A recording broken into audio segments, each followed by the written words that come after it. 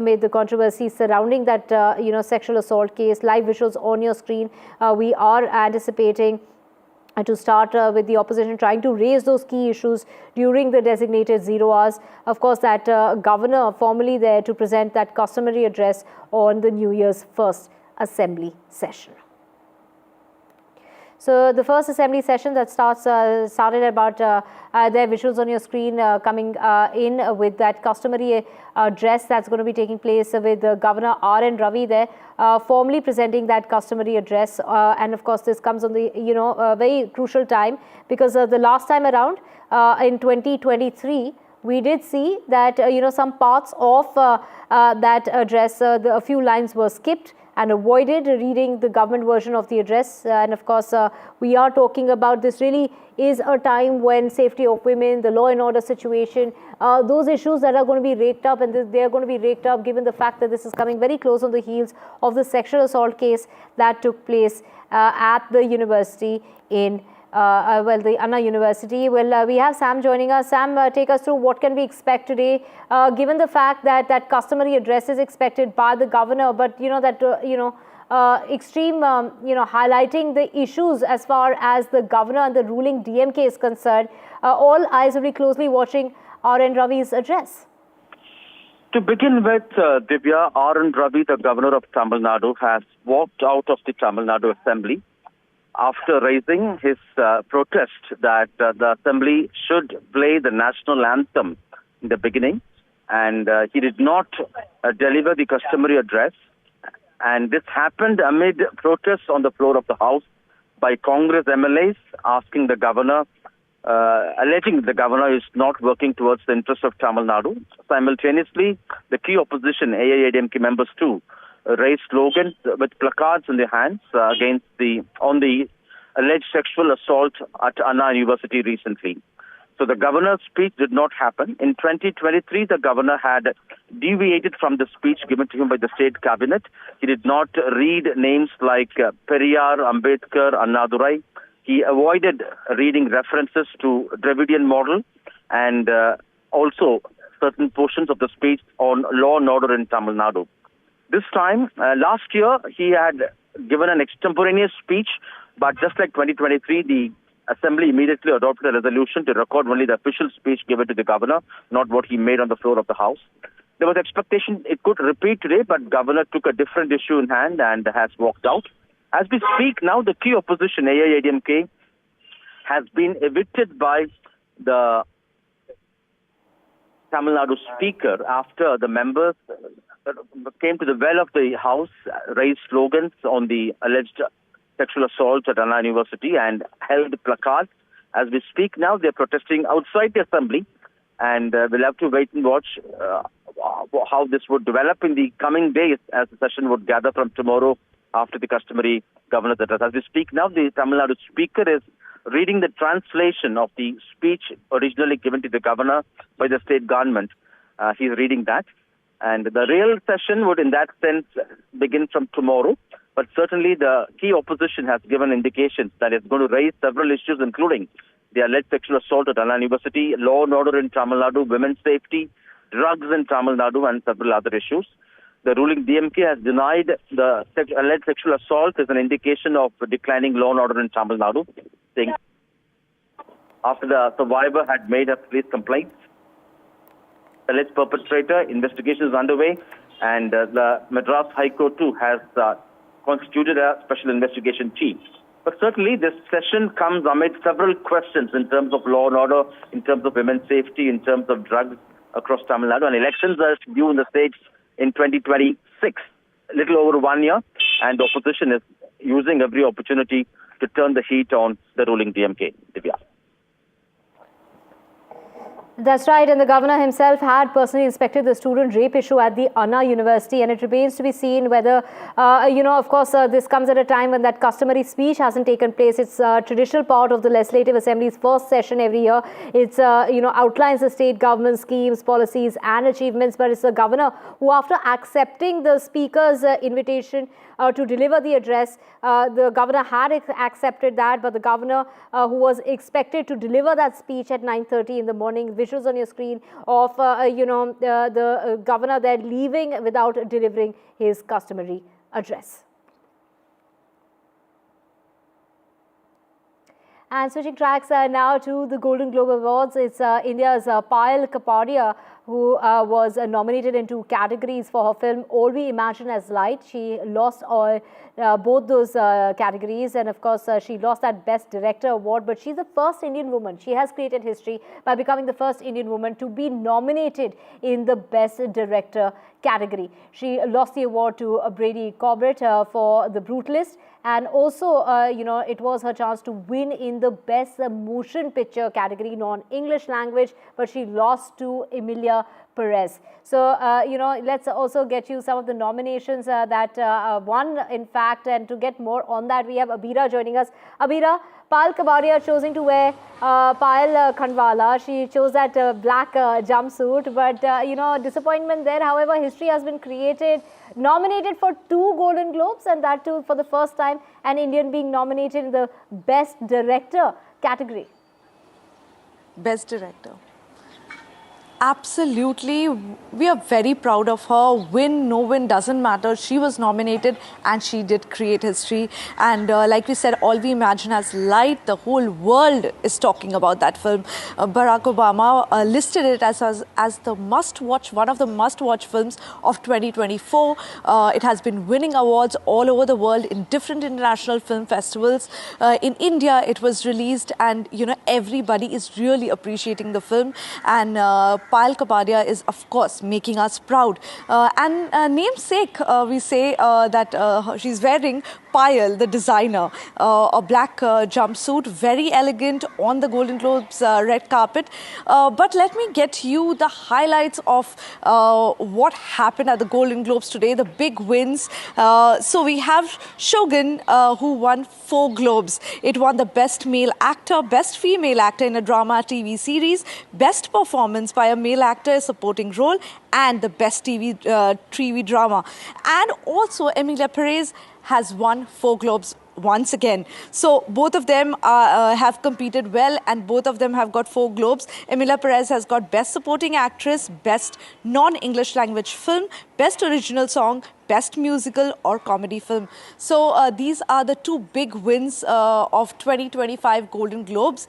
And other than that, we saw Demi Moore come on stage and accepting her award for the first time. She said in a very emotional speech that in my 45 years of career, this is my first award. She was called a popcorn actress by some filmmakers. She didn't name the filmmaker, and she lost all hopes of ever winning an award. And there she was making a very emotional speech that will live with us forever. That was a great moment at the Golden Globes today. And of course, we had the host of the show, Nikki Glaser, who tickled some funny bones, and the audience seemed to have a great time at the Golden Globes. Absolutely. Of course, Demi Moore there looking like $1 million, winning her first ever Golden Globe in 45 years. And Selena Gomez seen with her fiance there as well. So, Veera, a lot of action taking place that took place as far as the Golden Globes is concerned. And India there representing, that film of Payal Kapadia. Of course, just being nominated is an honor in itself. Thank you so much, Veera, for joining us this morning. And it is very cold here in North India, and in order to save some lives, we need about 60,000 blankets. NDTV and Uday Foundation's blanket donation drive is back. We need 60,000 blankets in order to help save lives and keep those less fortunate warm during the harsh winter season. The blankets can be dropped off at the location on your screen. It's D233 Sarvodaya Enclave in the National Capital. The pin code is 110017. The phone numbers are on your screen.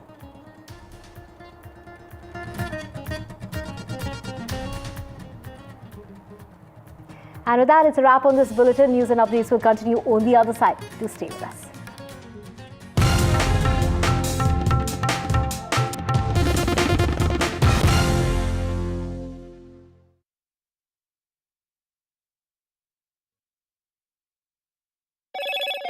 Hello, Moto.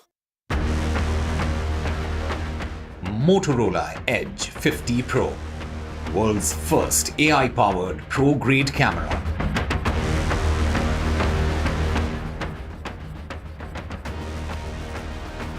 Home Minister Amit Shah tweeted about the Prime Minister saying that Modi ji has gifted various development projects worth 12,200 crore rupees to the people of Delhi. The Modi government is committed to providing world-class connectivity and transport facilities across the country with the launch as far as Namo Bharat train and the expansion of metro services is concerned. The people of Delhi will get relief for problems. These are problems caused by increasing traffic along the fast and safe as well as affordable mode of transportation. The aim of the Modi government is to make the lives of Delhiites easier.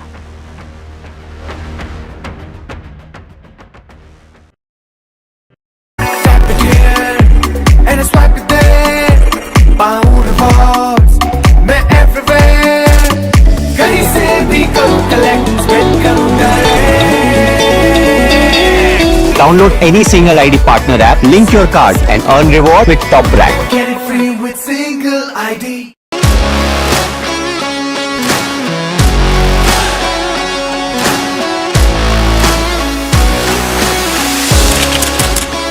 We are able to maintain the democratic fabric and the democratic system.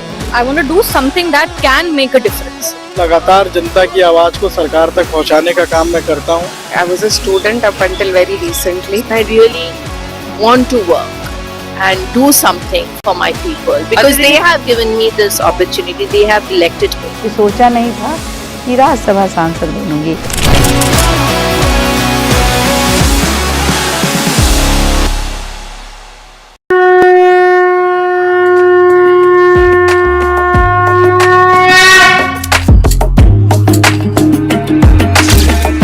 Mahakumbh, a festival of faith, the world's biggest spiritual festival, the divine dip at the spiritual Sangam,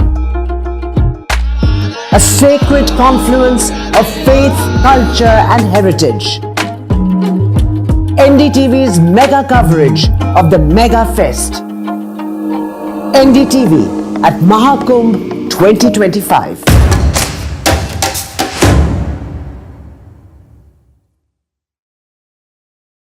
I've been reporting on all issues, big and small, from Andhra Pradesh, Telangana, rest of South India, bringing you all the action, all that you need to know, all that you want to know. The energy of Maximum City is infectious. I bring in that energy in our news coverage from financial capital Mumbai. Covering from the southernmost part of India over the last 23 years, I bring in-depth and 360-degree coverage from the Dravidian heartland. The land of Mishti is also known for its bitter politics. I have seen much water flow under the Howrah Bridge, covering Bengal in all its vivid colors.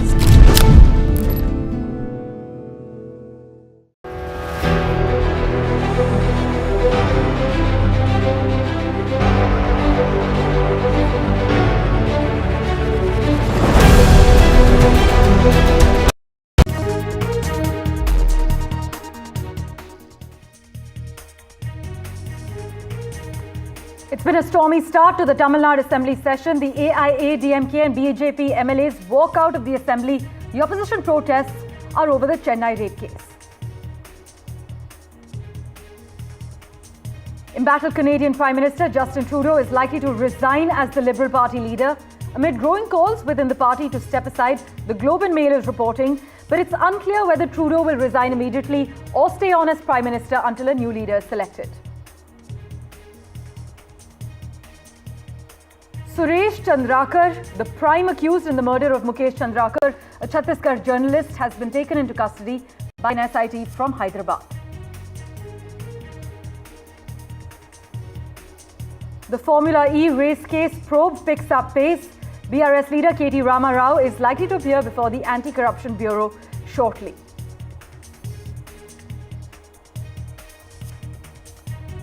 Four awards each for the series Shogun at the Golden Globes. The film Emilia Perez has also won big at the Golden Globes 2025.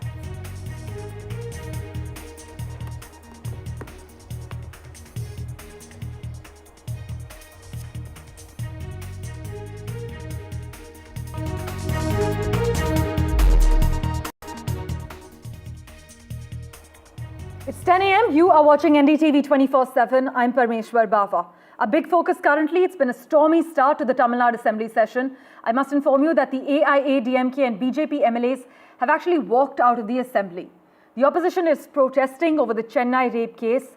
In fact, R.N. Ravi walked out over the national anthem as well. It's been a dramatic situation playing out within the assembly, and it's the first day there. It's a Tamil Nadu governor versus the DMK. In fact, the governor walked out over the national anthem. Meanwhile, with the tug of war continuing between the governor and the ruling DMK, in case you remember, back in 2023, he had skipped some parts of the speech given by the government and also walked out after the assembly adopted to record only the official version. The key opposition, AIA-DMK, is likely to raise the sexual assault case. They've already walked out of the assembly in the first few moments. And the law and order issue, along with the drugs issue, is expected to feature in this assembly session in Tamil Nadu. Dramatic visuals coming in from the assembly session in Tamil Nadu today. It's had a stormy start with AIA-DMK and BJP MLAs walking out of the assembly. On the right-hand side of your screen, you can see live visuals as the stormy session kick-started of the Tamil Nadu Assembly. The BJP MLAs and AIA-DMK members have walked out of the assembly. The opposition is protesting over the Chennai rape case. As you know, there has been a tug of war continuing between the governor and the ruling DMK. This can be traced back to the year 2023, actually, when he skipped some parts of the speech that were actually given by the government and walked out after the assembly adopted to record only the official version. As far as the AIA-DMK and the BJP are concerned, they are likely to raise the sexual assault case and the law and order issue, along with highlighting the drugs menace.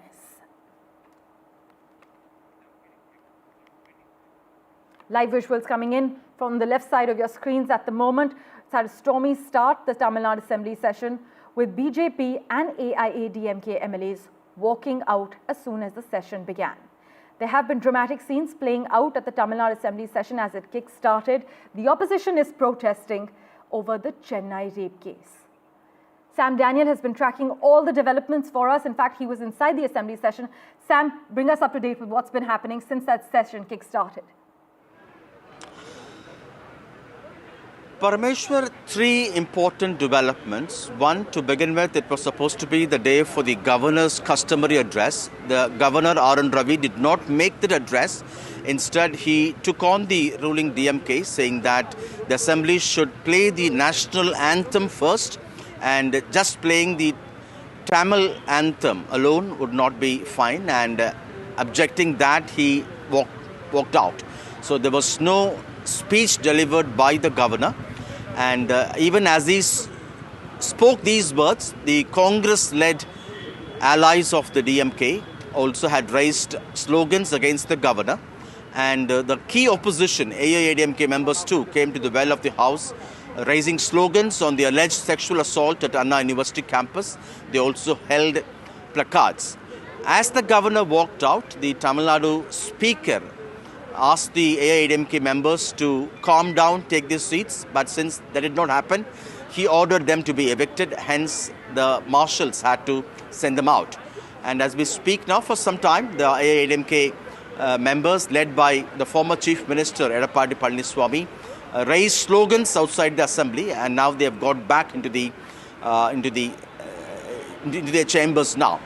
And this is going to be a stormy session, with the AIA-DMK planning to rake up the issue of the alleged sexual assault on the Anna University campus recently, and also to take on the ruling DMK on issues of law and order, women's safety, drugs, and a few other issues. And at the moment, there's no formal response from Raj Bhavan. We understand there was one tweet, but it was immediately deleted on the X platform.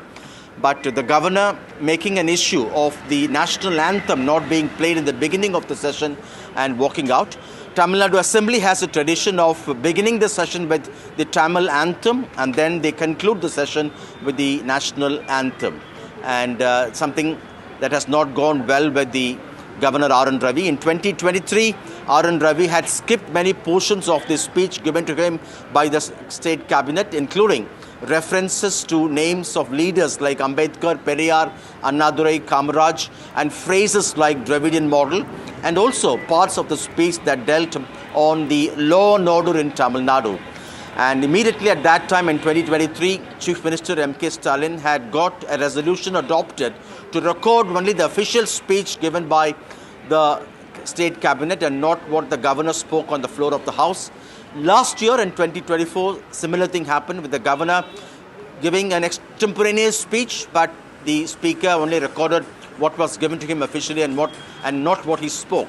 This time too, a similar thing was expected, particularly in the context of the developments on the Anna University campus, the alleged sexual assault, but the governor has taken the other issue and has walked out. Interestingly, the Tamil Nadu speaker did not give the live link for the governor's address, perhaps as an attempt to preempt the damage the governor's speech could have done otherwise.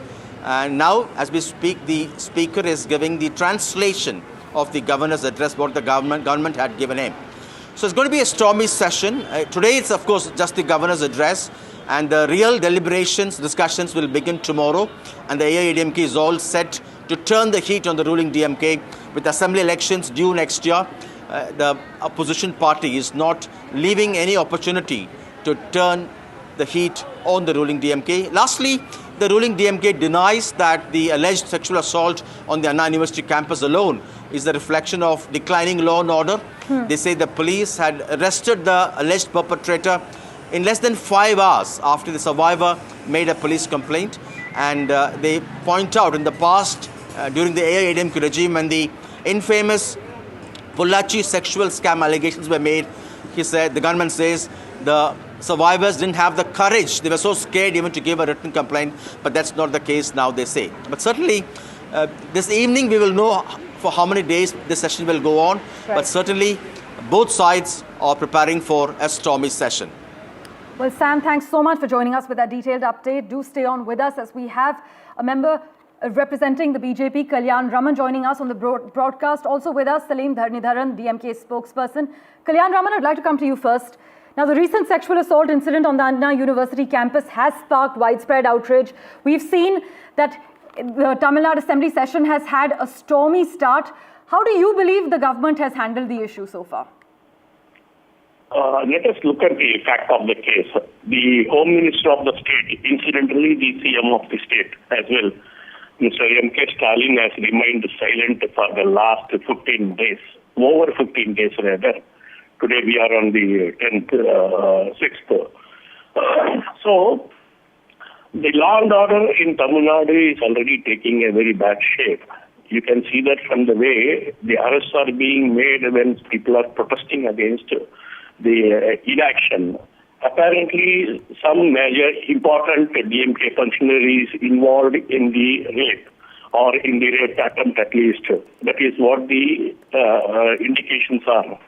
What was being hidden by the state government, that is why the court had to intervene and order for an SIT probe as well. So the law and order is in bad shape. The CM of the state, the Home Minister, is ducking himself, remaining silent, being covered shamelessly, and arresting people who are fighting for justice. This is what is happening. They don't have any great defense for themselves. It is a defenseless government, also anti-national government, as it happened today when the national anthem was not played as the customary act that has been happening for a long time. Only Tamil Nadu has been an aberration across the country, where they are playing only the Tamil anthem and refusing to play the national anthem, for which the Honorable Governor had objected to it today, and then he had even walked out of the thing. Well, let's get in a word from Salim Dharnidharan, who is representing the DMK with us at the moment. Salim Dharnidharan, the BJP claims that under the DMK, history cheaters and sexual offenders are operating freely as DMK functionaries. That's their claim. The AIADMK, meanwhile, has been vocal about the recent sexual assault at Anna University. Do you believe your government is doing enough, especially in terms of maintaining law and order? Anyone can speak about law and order, but not BJP. The top 10 states in this country where it's worse for women to live are BJP rule states. Out of the top 10, is 8 states. 70% of crime against women happen in BJP rule state. 151 BJP MPs and MLAs have been convicted of crimes against women. And these people come and say Tamil Nadu is lawless. You take the NCRB data and see, right? That's Tamil Nadu stands. Ask him to keep quiet now. Mr. Raman, please let Mr. Dhanidharan make his point. He should keep quiet, right? And again, this governor has been doing politics always. Governor's job is a rubber stamp as per the constitution. As per the Supreme Court, what has been told? Supreme Court says the governor is nothing but short and expression of the State Council of Ministers. That's all. He's expected to read. Mr. Raman, we will come back to you. Please let Mr. Dhanidharan complete his point. Says. And this person wants to find reason. Last year, what did he do? When national anthem was sung, he walked away. They only want to do drama. They want to make Tamil Nadu underdeveloped like other BJP rule states.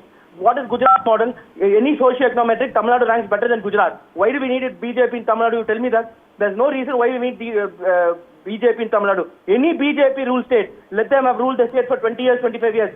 Any metric in comparison to Tamil Nadu, we do better in socio-economic metric. Tell me one thing that BJP rule states have done better than Dravidian parties rule Tamil Nadu. One thing, nothing. Right? They come here and talk about law and order. Let them go and see what is happening in UP under Yogi Adityanath. What happened in Hathras? What happened in Unnao? What happened in Bilkis Banu? Rape convicts were released, right? And they have the audacity to come and talk here that Tamil Nadu is becoming lawless under DMK, and we should listen.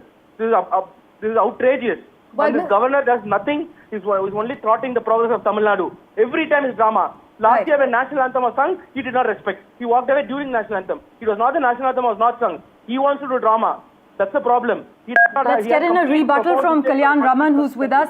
Mr. Raman, the High Court has also observed that the Anna University sexual assault case, as far as that is concerned, it's being politicized and there's no genuine concentration on women's safety. What do you have to say regarding these observations?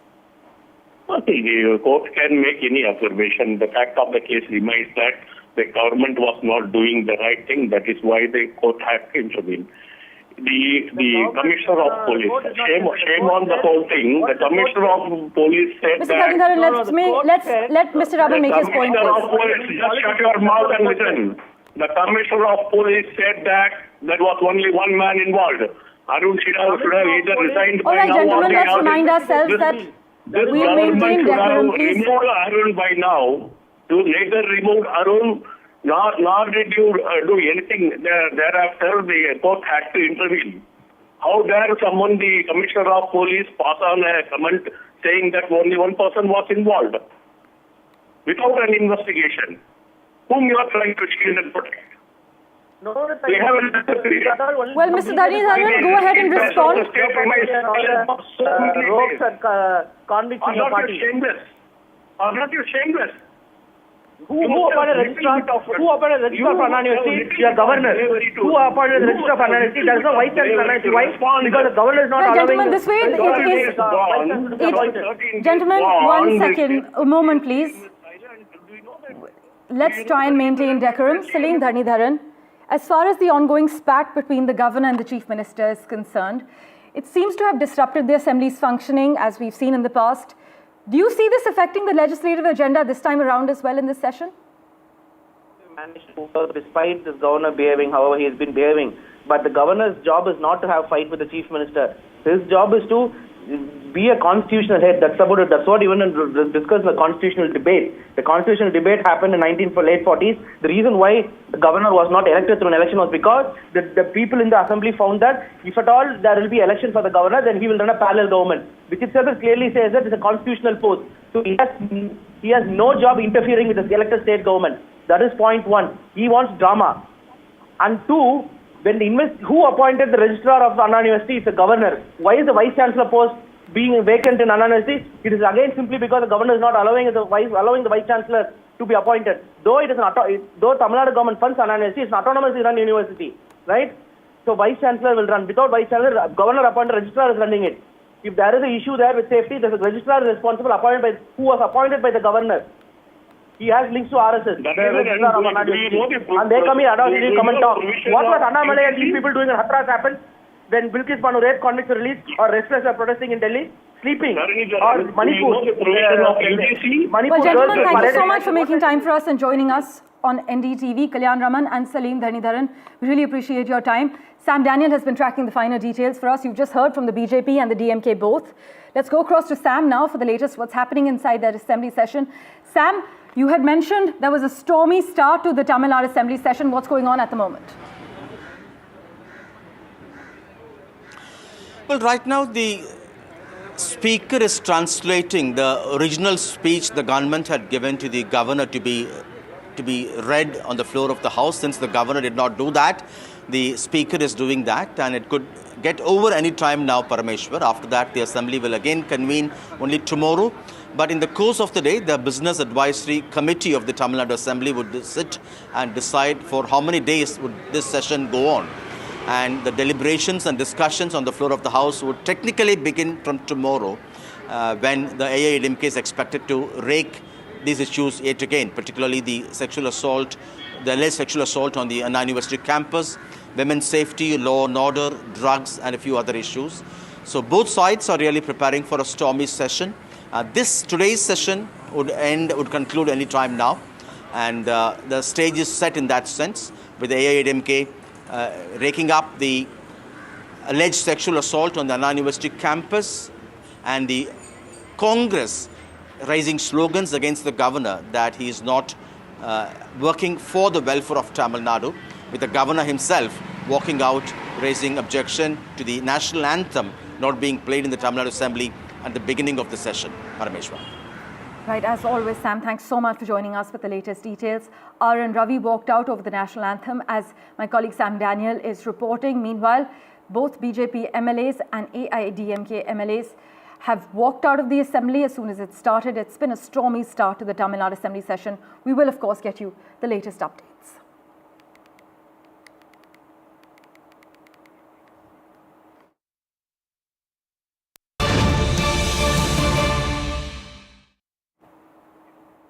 Well, breaking news, US National Security Advisor Jake Sullivan has touched down in India to take stock of the India-US initiative on critical and emerging technologies.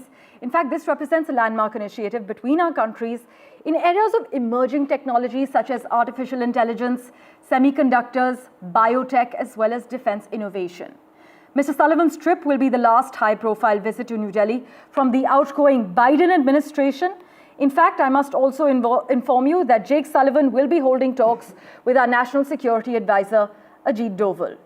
The US National Security Advisor, Jake Sullivan, is expected to also include discussions, as per reports, with Indian counterparts about the impact of Chinese dams while he is in Delhi. My colleague Neeta has been tracking the finer details for us. She joins us with the latest on Mr. Sullivan's meeting with NSA Doval. Neeta, Jake Sullivan expected to hold talks with a National Security Advisor. Give us the lowdown. Absolutely. It's a two-day visit, today and tomorrow, and he would also be visiting IIT Delhi, where he would be giving a lecture. As per the information, both the sides are going to work on, further strengthening ISET, that is the Initiative on Critical Emerging Technology, which was initiated in June 2023 when the Prime Minister was in Washington. As you mentioned, the two sides would also be discussing biotechnology, space cooperation, quantum technology, and artificial intelligence. Apart from that, what our sources are also telling us that how to operationalize the Middle East Economic Corridor, which was stalled when the conflict hit Gaza, would also be discussed, because now Abraham Accords are now going to be back in motion, with Trump government being there in the US.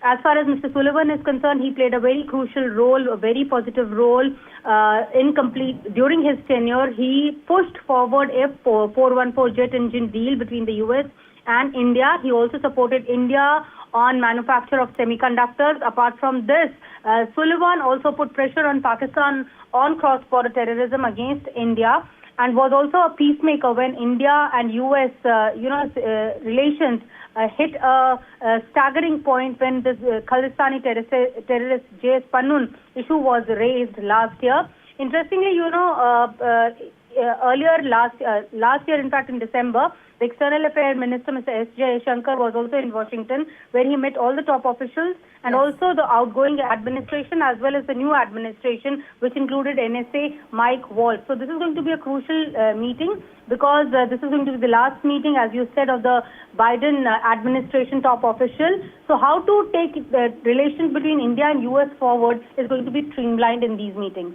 As always, Neeta, thank you so much for joining us with the latest details.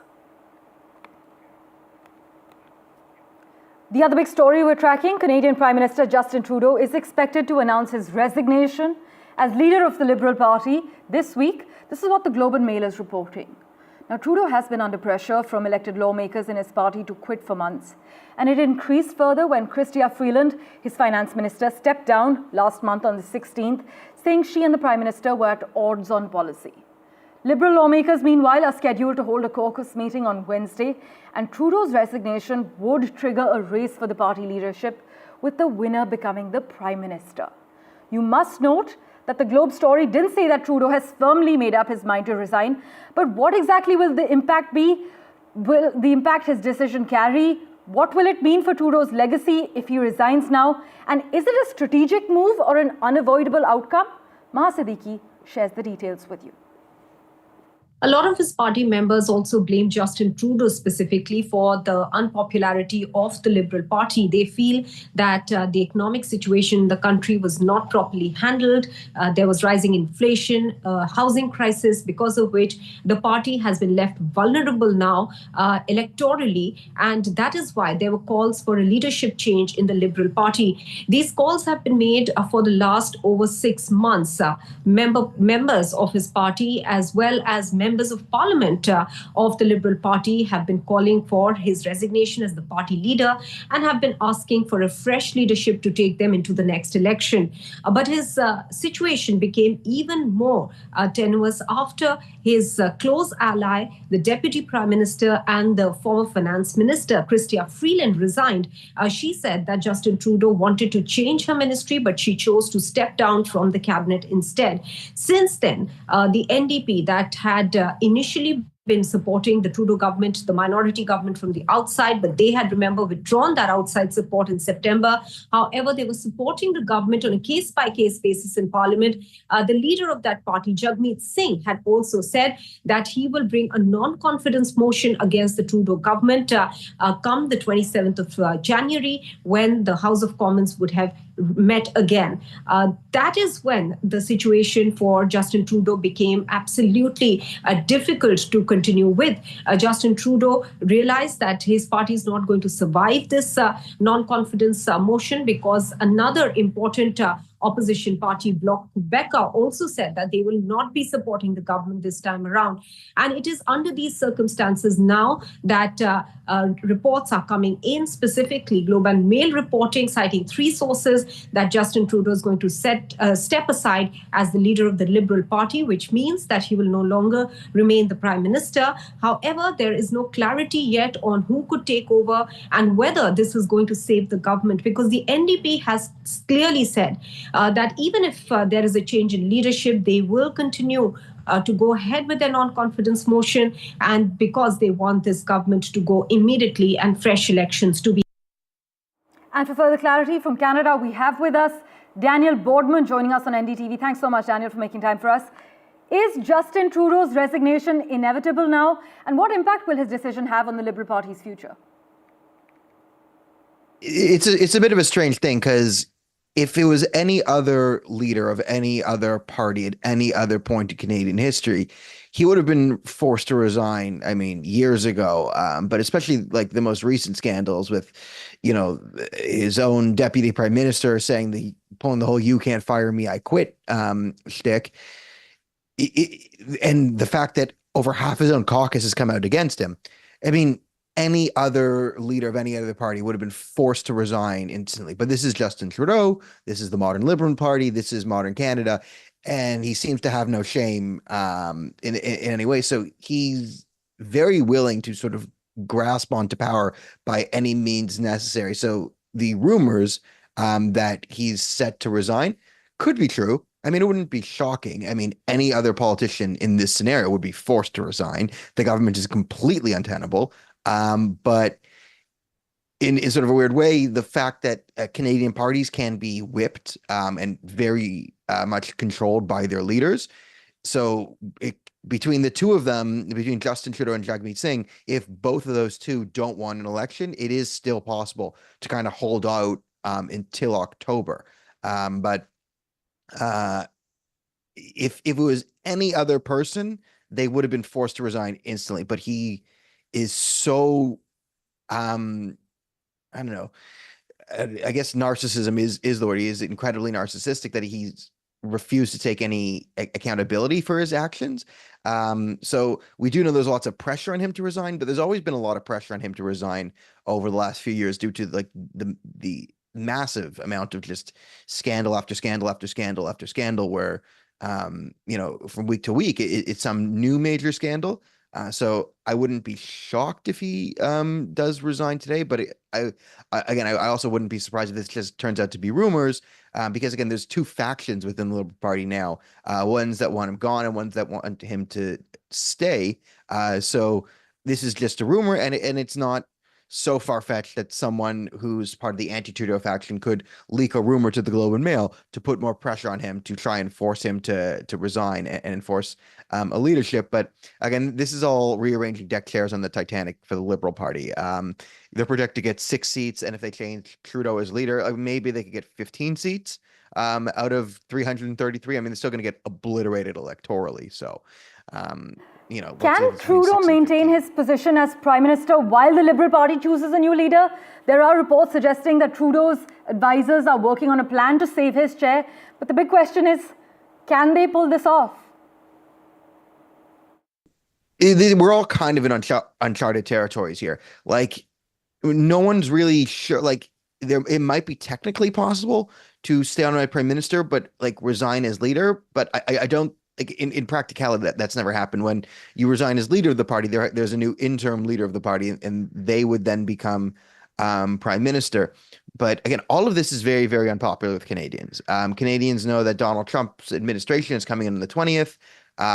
He does despise Justin Trudeau and Chrystia Freeland and pretty much everyone in the Liberal Party for good reason. I mean, they spent the last 10 years, 8 to 9 years, let's say, just Trump bad as a key part of their foreign and domestic policy.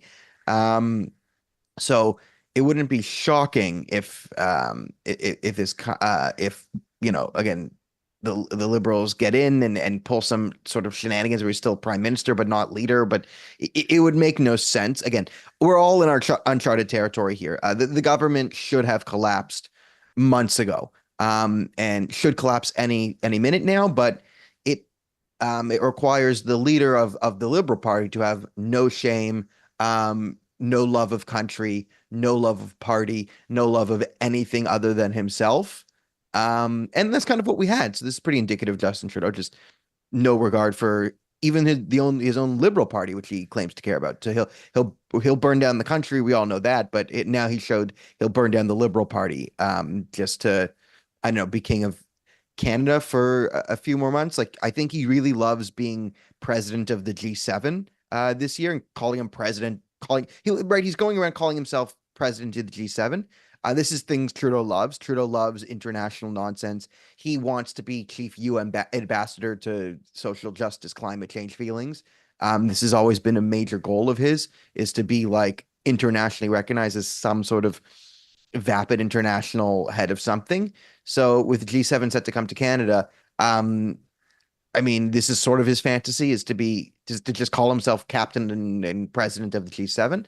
And very much, if you can tell in Canada, he very much enjoys declaring himself president of the G7 right now. So I think that's, crazy to sound, that kind of is, I think, his primary motivation going forward, is he wants to have the G7 in Canada and, sort of pretend he's king of the world for a week. But is that enough to keep the entire government in place?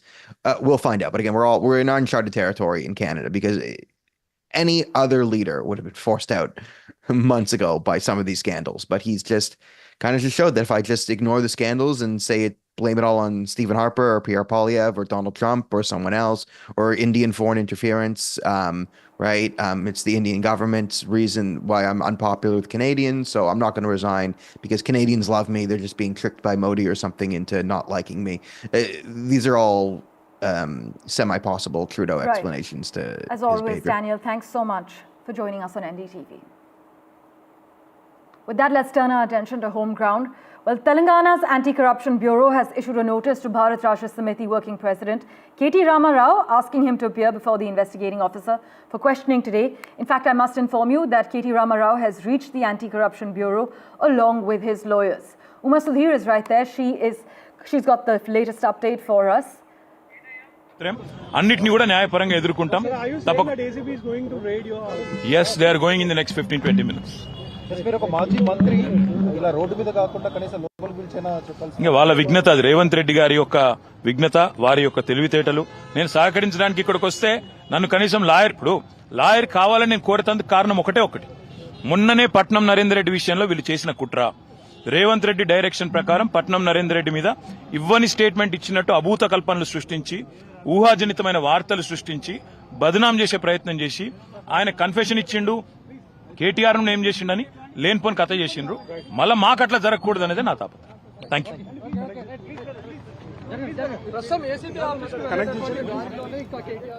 Well, you've just heard from K.T. Rama Rao as he heads for questioning along with his lawyers. This is in connection with the ongoing probe into the alleged financial irregularities in the conduct of the Formula E car race in Hyderabad last year in February. Uma Sudhir has been tracking the latest developments for us. Uma, we've just heard from K.T. Rama Rao. If you could take our viewers through what he said.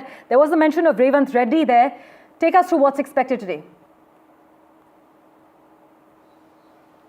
So, high drama outside the Anti-Corruption Bureau office in Banjara Hills, where K.T. Rama Rao reached along with his lawyers, and he says he will not go inside unless his lawyers are also allowed. And the police reportedly telling him that there is permission only for K.T. Rama Rao to go inside. Of course, he was summoned by the Anti-Corruption Bureau for questioning in the Formula E case, where he has been named as A1 by them, and he has been charged for criminal breach of trust and also unauthorizedly transferring 55 crore rupees to Formula E organizers. What now Mr. K.T. Rama Rao is saying is that, one, the quash plea that he had filed in court has been reserved, and the court has in fact said, of course, that he should not be arrested till such time that is not disposed and the verdict is not given in that particular case. So he says there is actually no reason for the Anti-Corruption Bureau to now call him in for questioning at a time when the court has in fact reserved judgment on his quash plea. The second thing is saying is that he will go in only along with his legal team, and if they are not allowed inside, he is not going to go inside. It is with respect towards the law that he decided to appear before the ACB, and they were denying him by his legal right by not allowing him to go in along with his lawyers. The reason he is giving for that is saying that Mr. Patnam Narendra Reddy, who was in fact arrested in the case of the Lagacherla incident, where there was an attack on the collector and certain other officials when they went for kind of a public hearing there, and that had become a big issue in which the alleged hand of the BRS leadership was alleged. He is saying Narendra Reddy, who is a BRS leader, that the police had claimed that he had made a confession naming KTR, whereas he had never done that, and he believes that if he goes into the ACB office without his lawyers, it is possible that they will attribute to him statements and send flashes out to the media saying that he has made certain confessions or has admitted to certain wrongdoings which he never would have, and therefore he is not wanting to go without lawyers inside, and he says it is his legal right to do so. The third fear that he's expressed is that when he is gone, he suspects that ACB may actually read his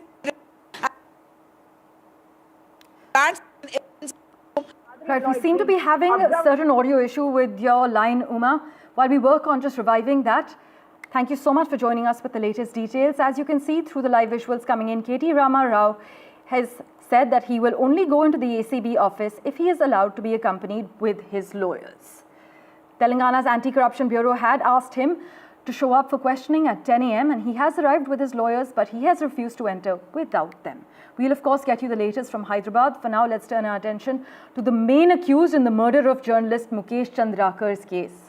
Well, the main accused in the murder of journalist Mukesh Chandrakar, whose body was actually found in a septic tank in Chhattisgarh last week, has been arrested from Hyderabad last night. Suresh Chandrakar is actually the mastermind. He's a distant relative and a contractor. He had been on the run since the incident came to light. And according to the police, Suresh was hiding at his driver's residence in Hyderabad. To track him, the police reviewed footage from about 200 CCTVs and traced nearly 300 mobile numbers to track this man. The police are currently interrogating Chandrakar. This is what we can disclose to you so far. We actually have a reaction lined up for you from the SIT in charge, Mayank Gurjar. Here's what he had to inform us. SIT team के द्वारा पत्रकार साथी मुकेश चंद्राकर के हत्या की घटना में शामिल फरार आरोपी सुरेश चंद्रकर की देर रात हैदराबाद में हिरासत में लिया गया। साथ ही साथ इस प्रकरण में अब तक सुरेश चंद्राकर के अलावा 3 आरोपियों की गिरफ्तारी पहले की जा चुकी है, जिसमें रितेश चंद्राकर, दिनेश चंद्राकर एवं महेंद्र रामटेके शामिल हैं। साथ ही साथ मामले में विस्तृत पूछताछ की जा रही है। My colleague Anurag Dwari has been tracking this story very closely. He joins us live at the moment. Anurag, Suresh Chandrakar and his wife have now been taken into custody in Chhattisgarh? Yes, an SIT was formed to arrest Suresh Chandrakar, 11-member SIT headed by IPS Mayank Gurjar, and they have reviewed around 200 CCTV cameras, more than 300 mobile numbers were tracked, and after that the police arrested Suresh Chandrakar from Hyderabad. He was hiding at his driver's place. His bank accounts were frozen, illegal construction owned by Suresh Chandrakar were demolished, and now the police they have arrested Suresh Chandrakar from Hyderabad, and he will be soon brought back to Bijapur. Thanks so much, Anurag, for joining us with that brief update. As you know, Mukesh recently exposed an alleged corruption in a 120 crore rupee road construction project from Gangalore to Hiroli in the Bastar region, as my colleague Anurag Dwari has shared with us. The project, whose official tender was actually worth 50 crore rupees, saw it escalating to about 120 crore rupees without any changes to the scope of work. His body was found in a septic tank last week. Let's move on now. I'm told there's a BJP press conference going on at the moment. This is regarding the Aam Aadmi Party's election promises and the PM's promises for Delhi. Listen in to what Virendra Sachdeva has to say. दिया जाता है और कोई भी work order बिना किसी justification के, बिना किसी अनुमति के पास कर दिए जाते हैं, जिसकी लागत 33.71 करोड़ पहुंचती है।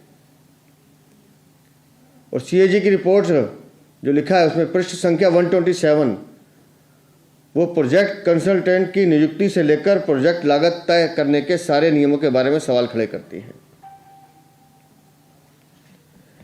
मैं सिर्फ एक बात पूछता हूं कि ये जो सीएजी की रिपोर्ट है 2022 तक की दिखा रही है, जिसमें 33.71 करोड़ का खर्चा इसके ब्यूटिफिकेशन पे दिखाया है। अब ये इन्वेंट्री का क्या करें? अभी तो 23 और 24 खुलना है। अब इस इन्वेंट्री की जो पूरी कीमत है वो अगर हम जोड़ने बैठेंगे, जिसका हमने पहले भी बताया कि window curtain operated with motor and track 80 लिए गए, कीमत 5.5 करोड़।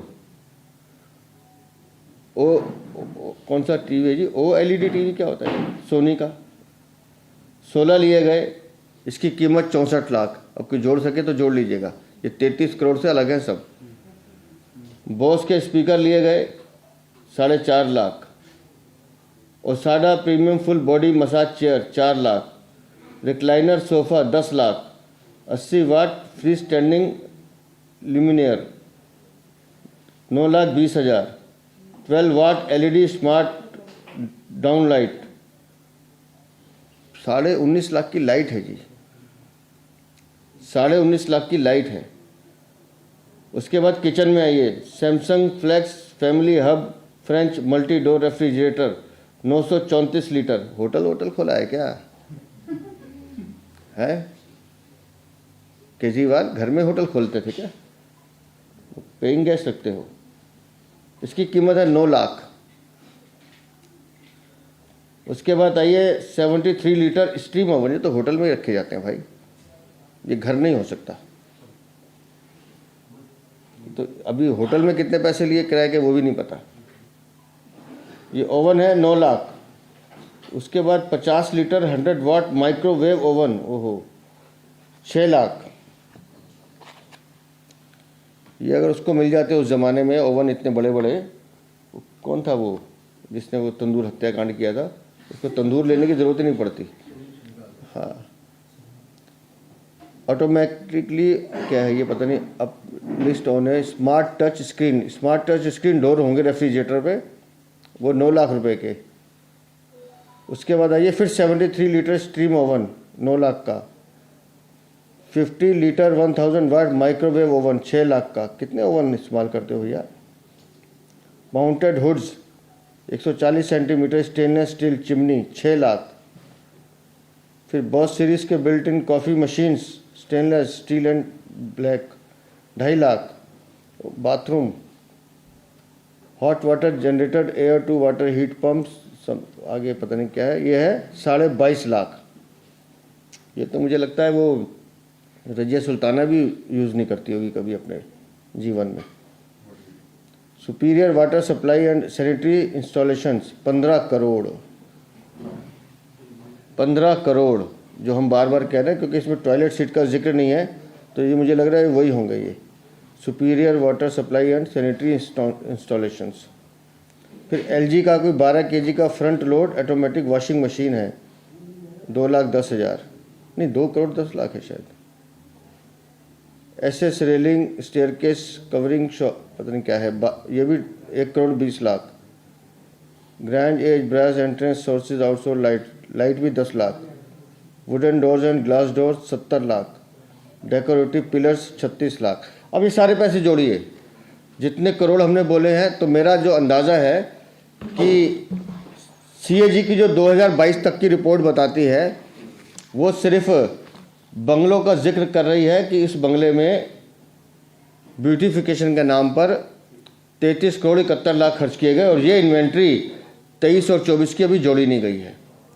अगर ये पीडब्ल्यूडी की इन्वेंट्री जोड़ दी जाए, जिसमें अभी टॉयलेट सीट का जिक्र नहीं है, वो गोल्ड प्लेटेड टॉयलेट कहाँ गए, तो ये मामला जाकर 75 से 80 करोड़ के लगभग बनता है। अरविंद केजरीवाल शीश महल, हमने तो एक बानगी दिखाई है आपको, इसके अंदर के काले कारनामे कैसे दिखेंगे। और जो हमारी जानकारी है, अगर वो कोशिश कर रहे हैं हम आपके सामने लाने की, फाइलों पर हस्ताक्षर किस किस के हैं,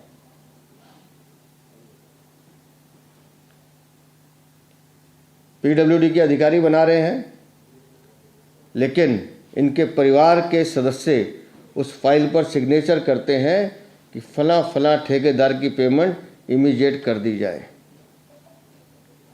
आएगा वो कागज़ भी सामने आएगा, तो आपके सामने दिखाएंगे कि आखिर इस भ्रष्टाचार के खेल में अरविंद केजरीवाल के साथ और कौन लोग हैं जिन्होंने दिल्ली को लूटने का काम किया है, दिल्ली को ठगने का काम किया है, दिल्ली को धोखा देने का काम किया। अरविंद केजरीवाल, ये है तुम्हारी काली कमाई के कारनामे। तुम अभी सिर्फ शराब घोटाले में जेल गए हो, अभी तो ये शीश महल बाकी है, और तुम्हें दिल्ली की जनता को जवाब देना होगा। तुम्हें दिल्ली की जनता को जवाब देना होगा कि ये पैसा आया कहाँ से, कहाँ से आया ये पैसा। ये जो इन्वेंट्री का पैसा, क्योंकि पीडब्ल्यूडी ने तो लिख के भेज दिया कि ये पैसा हमने नहीं दिया है, हमने नहीं लगाया है, तो ये जो पैसा है, ये पैसा कहाँ से आया अरविंद केजरीवाल। इस कमाई का सोर्स तुम्हें बताना पड़ेगा। वो शराब घोटाले से आया है, जल बोर्ड से आया है, पैनिक बटन घोटाले से आया है, शिक्षा के घोटाले से आया है, हेल्थ के घोटाले से आया है, नकली दवाइयाँ बेच के आया है। हर वो घोटाला जो तुमने किया है, उसके सोर्स का जवाब तुम्हें देना पड़ेगा। अरविंद केजरीवाल, तुम सिर्फ दिल्ली के नहीं, तुम हर उस व्यक्ति के दोषी हो जिसने अन्ना हजारे पे भरोसा किया था। तुम हर उस व्यक्ति के दोषी हो जिससे तुमने वोट लेकर उन्हें धोखा देने का काम किया है, और ये आपके पाप की कहानी चलती रहेगी जब तक इन आपियों को बाहर ना कर दें। बहुत बहुत धन्यवाद। सर, एक सवाल है, जब भी आम आदमी पार्टी से सवाल पूछा जाता है शीश महल का, वो ये कहते हैं कि पीएम हाउस पे भी तो बहुत ज्यादा पैसा लगा है, पीएम हाउस इतना बड़ा बनाया गया, वो लगा है, सेंट्रल विस्टा की बात करते हैं। सेकंड पार्ट उस पर थोड़ा अगर आप डिटेल में बताएं। आपने ये कहा कि फैमिली जो है अरविंद केजरीवाल की वो भी इन्वॉल्व है, उन्होंने साइन किया है फैमिली मेंबर्स ने कई कॉन्ट्रैक्टर्स की पेमेंट पे, तो ऐसा जो एलिगेशन है, बड़ा एलिगेशन, आप क्यों लगा रहे हैं? मैं फिर कह रहा हूं कि साइन के पेपर्स मेरे पास आने दीजिए। इन लोगों ने सरकारी संपत्ति को और सरकारी पैसे को अपने हराम की कमाई का साधन बनाया है। किसकी औकात है जी कि सरकारी ऑर्डर पे वो साइन करेगा कि इस ठेकेदार की पेमेंट कर दी जाए? तो उसका जवाब देना पड़ेगा। और जहाँ तक आप पीएम बंगले की बात कर रहे हैं, जितनी राजनीति मेरी है, जितना मैं जानता हूँ, इसी बंगले में इंदिरा गांधी रहती थी, इसी बंगले में राजीव गांधी रहते थे, इसी बंगले में नरसिम्हा राव रहते थे, इसी बंगले में वीपी सिंह रहे, इसी बंगले में चंद्रशेखर रहे, इसी बंगले में गुजराल भी रहे, इसी बंगले में देवगौड़ा भी रहे, इसी बंगले में अटल जी रहे, इसी बंगले में मनमोहन सिंह रहे, और अब उस बंगले में प्रधानमंत्री रह रहे हैं। तो प्रधानमंत्री का जो निवास है, जो प्रधानमंत्री का कार्यालय है, वो राष्ट्रीय संपदा है। ये किसका है? इसका जवाब दें। और जिस कैटेगरी के आप लायक नहीं है, आपने बिना अनुमति उस कैटेगरी का मकान बनवाने की हिम्मत कैसे कर ली? उसमें ऑल्ट्रेशन कैसे कर ली? आस पड़ोस के 3 प्लॉटों को तोड़कर 4 प्लॉटों को तोड़कर ये बंगला बनाया गया है। कहाँ है उसकी परमिशन? दिखाइए, एमसीडी की परमिशन है तो। ये है आपकी आकांक्षाएं, आपकी भ्रष्टाचार की वो भूख जो आपको जीने नहीं दे रही है। फिर आप कहते हैं जी हमने अपने लिए क्या कमाया है। तुम्हारे में हिम्मत है, अगर तुम्हारी औकात है तो आज अपने पीडब्ल्यूडी अधिकारी को कहो कि इस बंगले को खोल दें और दिल्ली की जनता करे फैसला, इस शीश महल पे वोट करे। आज इस बंगले को खोल दो और दिल्ली की जनता को फ्री एंट्री दिखाओ कि जाइए 15 दिन तक देखिए इस बंगले को, जब तक चुनाव खत्म नहीं होता। अगर आपको लगता है कि अरविंद केजरीवाल ने ये दिल्ली की जनता के लिए किया है तो अरविंद केजरीवाल को वोट देना, और नहीं तो अगर अरविंद केजरीवाल ने ये अपनी अय्याशी के लिए बनाया है, अपनी ऐशगा बनाई है, अपनी आराम प्रस्ती के लिए बनाया है, तो फिर दिल्ली की जनता तय करेगी कौन ठीक है कौन गलत है। सर, मनीष सिसोदिया ने अभी कहा है कि जिस प्रकार से सीएजी की जो रिपोर्ट आई है उस पर काउंटर करते हुए कि प्रधानमंत्री इतने महंगे सूट पहनते हैं, करोड़ों के बंगले में रहते हैं, क्या उसका?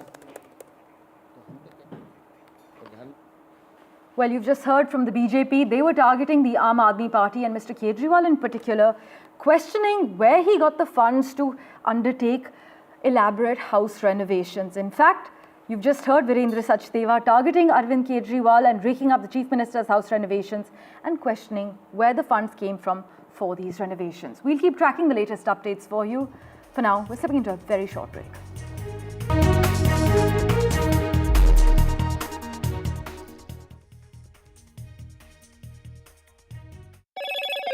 Hello, Moto. Motorola Edge 50 Pro, world's first AI-powered pro-grade camera.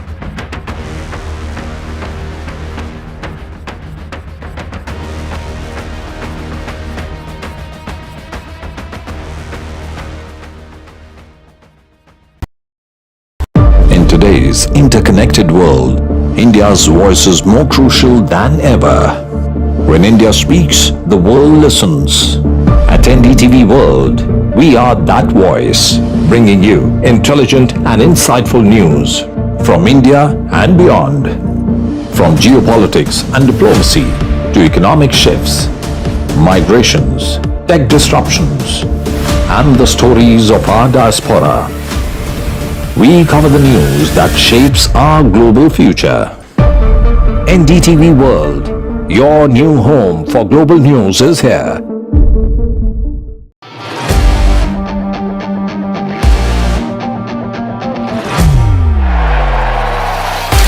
All set for Trump 2.0. Countdown to January 20th. Terror shadow, visa wars. All the twists and turns. Tracking Trump takeover. Every day at 10:30 p.m.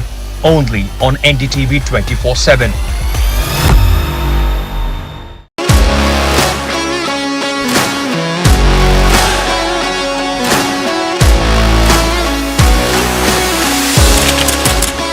we are able to maintain the democratic fabric and the democratic system. I want to do something that can make a difference. लगातार जनता की आवाज को सरकार तक पहुंचाने का काम मैं करता हूं. I was a student up until very recently. I really want to work and do something for my people because they have given me this opportunity. They have elected me. सोचा नहीं था कि राज्यसभा सांसद बनूंगी.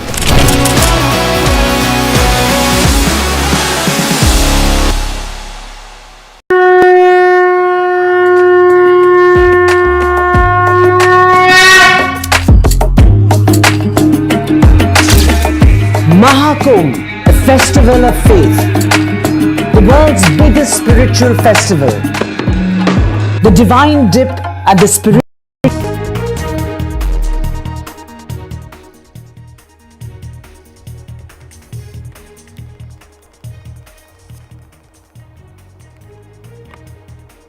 Welcome back.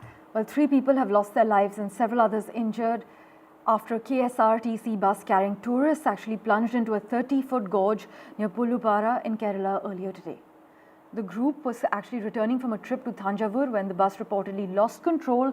This was on a sharp bend and it allegedly failed. The brakes failed is what we're being told, and then it fell into the gorge. The vehicle came to a halt after hitting trees, preventing the further descent, but among the 34 passengers and 2 staff members aboard, several were injured and have been shifted to hospitals. Rescue operations are underway with teams from the Fire Force, Highway Police and Motor Vehicle Department at the site. Meanwhile, further investigations are ongoing to determine the exact cause of this accident.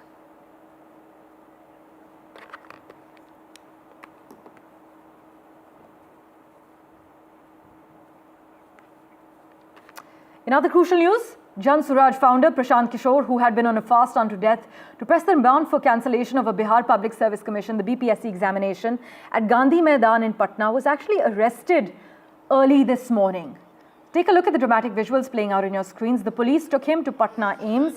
District Magistrate Chandrasekhar Singh has actually said the dharna being held at the Gandhi Maidan was illegal since it was being conducted at a restricted site. But these visuals from the protest site show a large team of cops removing Prashant Kishore from the protest site early this morning at around 4 a.m. as other protesters surround him in an attempt to stop the police at 4 a.m. this morning. Prashant Kishore has been taken to ESIC hospital in Behta, which is on the outskirts of Patna, and he will be produced once they get the clearance from the magistrate in the concerned court, or otherwise he will be produced before the magistrate at their residence, because today on account of Guru Gobind Singh Jayanti, all the offices and courts are closed here.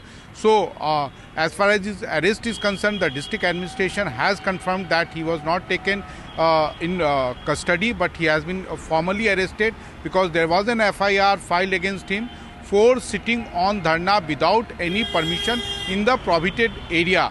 So somewhere Prashant Kishore and his supporters also knew that there will be a crackdown from the administration, which has happened at around 4 in the morning.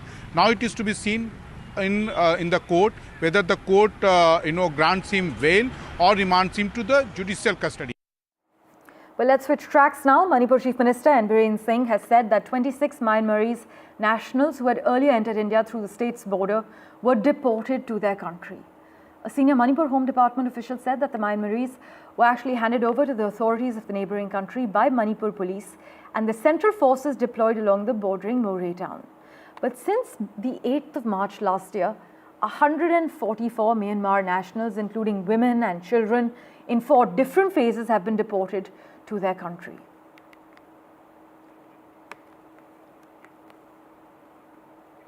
Well, let's turn our attention now to the United States, where millions of Americans are in the grips of a huge winter storm that could bring the heaviest snowfall and coldest temperatures in over a decade.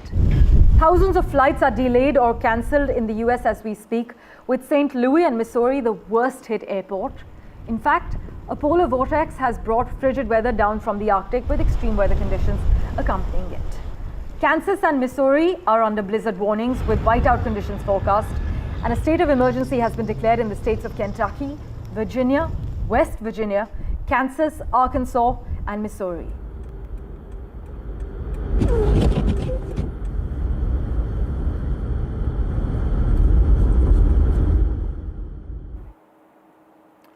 Meanwhile, Payal Kapadia was left disappointed at the Golden Globes 2025, as were many of us, after her movie All We Imagine As Light lost in both nominations.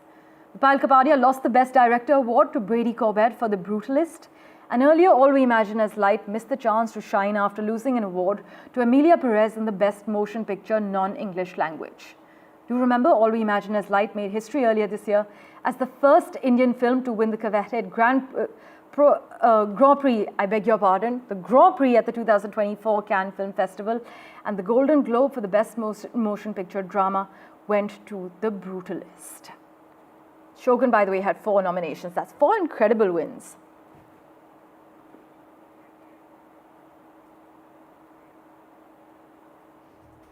As always, thank you so much for investing your time in watching this edition of NDTV's News Bulletin. My colleagues will join you in a moment. Don't go anywhere.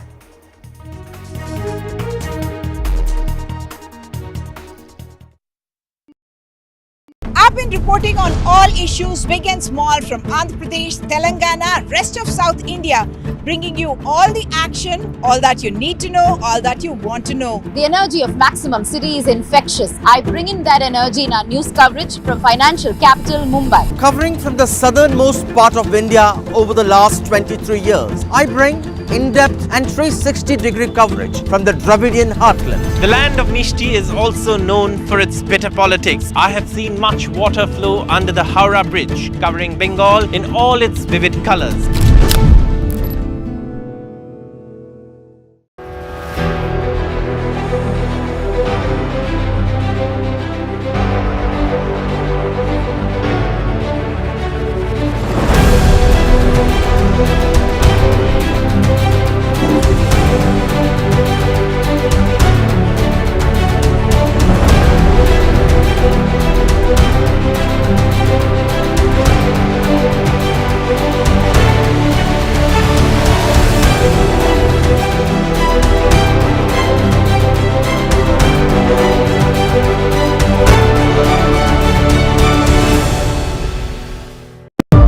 today's interconnected world, India's voice is more crucial than ever.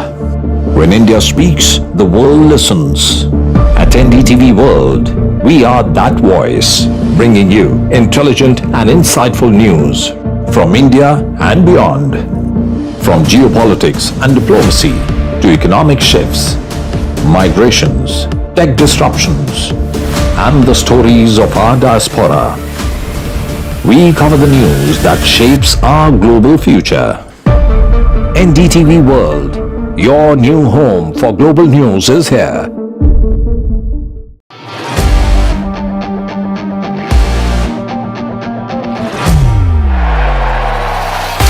All set for Trump 2.0.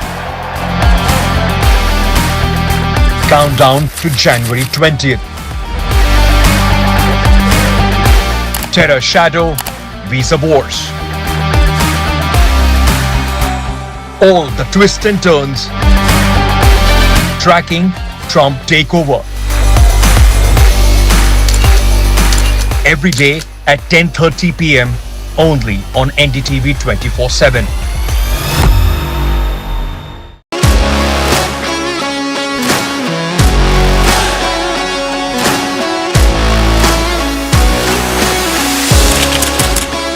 We are able to maintain the democratic fabric and the democratic system. I want to do something that can make a difference. लगातार जनता की आवाज को सरकार तक पहुंचाने का काम मैं करता हूं. I was a student up until very recently. I really want to work and do something for my people because they have given me this opportunity. They have elected me. सोचा नहीं था कि राज्यसभा सांसद बनूंगी.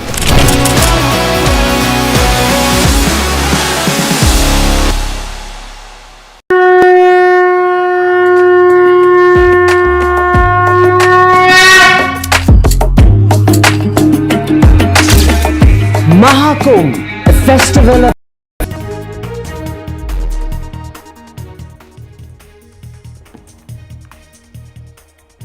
Stormy start to the Tamil Nadu Assembly session as AIA-DMK MLAs evicted from the State Assembly. This is eviction for the placards against the alleged Chennai rape case that took place at the Anna University. And a turbulent start to the Tamil Nadu Assembly session with the governor also walking out. R.N. Ravi walked out for the national anthem that wasn't played after the state anthem.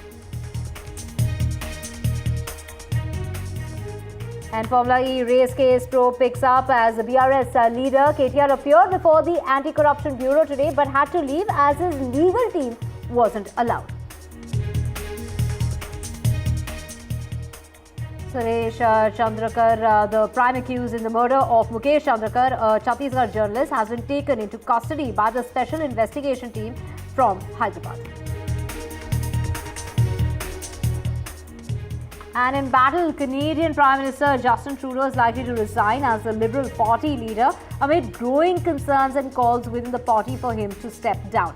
The Globe and Mail is reporting it's unclear as to if he will continue as the Prime Minister till they don't find a leader that has been selected. And a big night at the Golden Globes, but it is India's entry to the Golden Globes. Payal Kapadia lost out on those two nominations. However, Emilia Perez won big at the Golden Globes.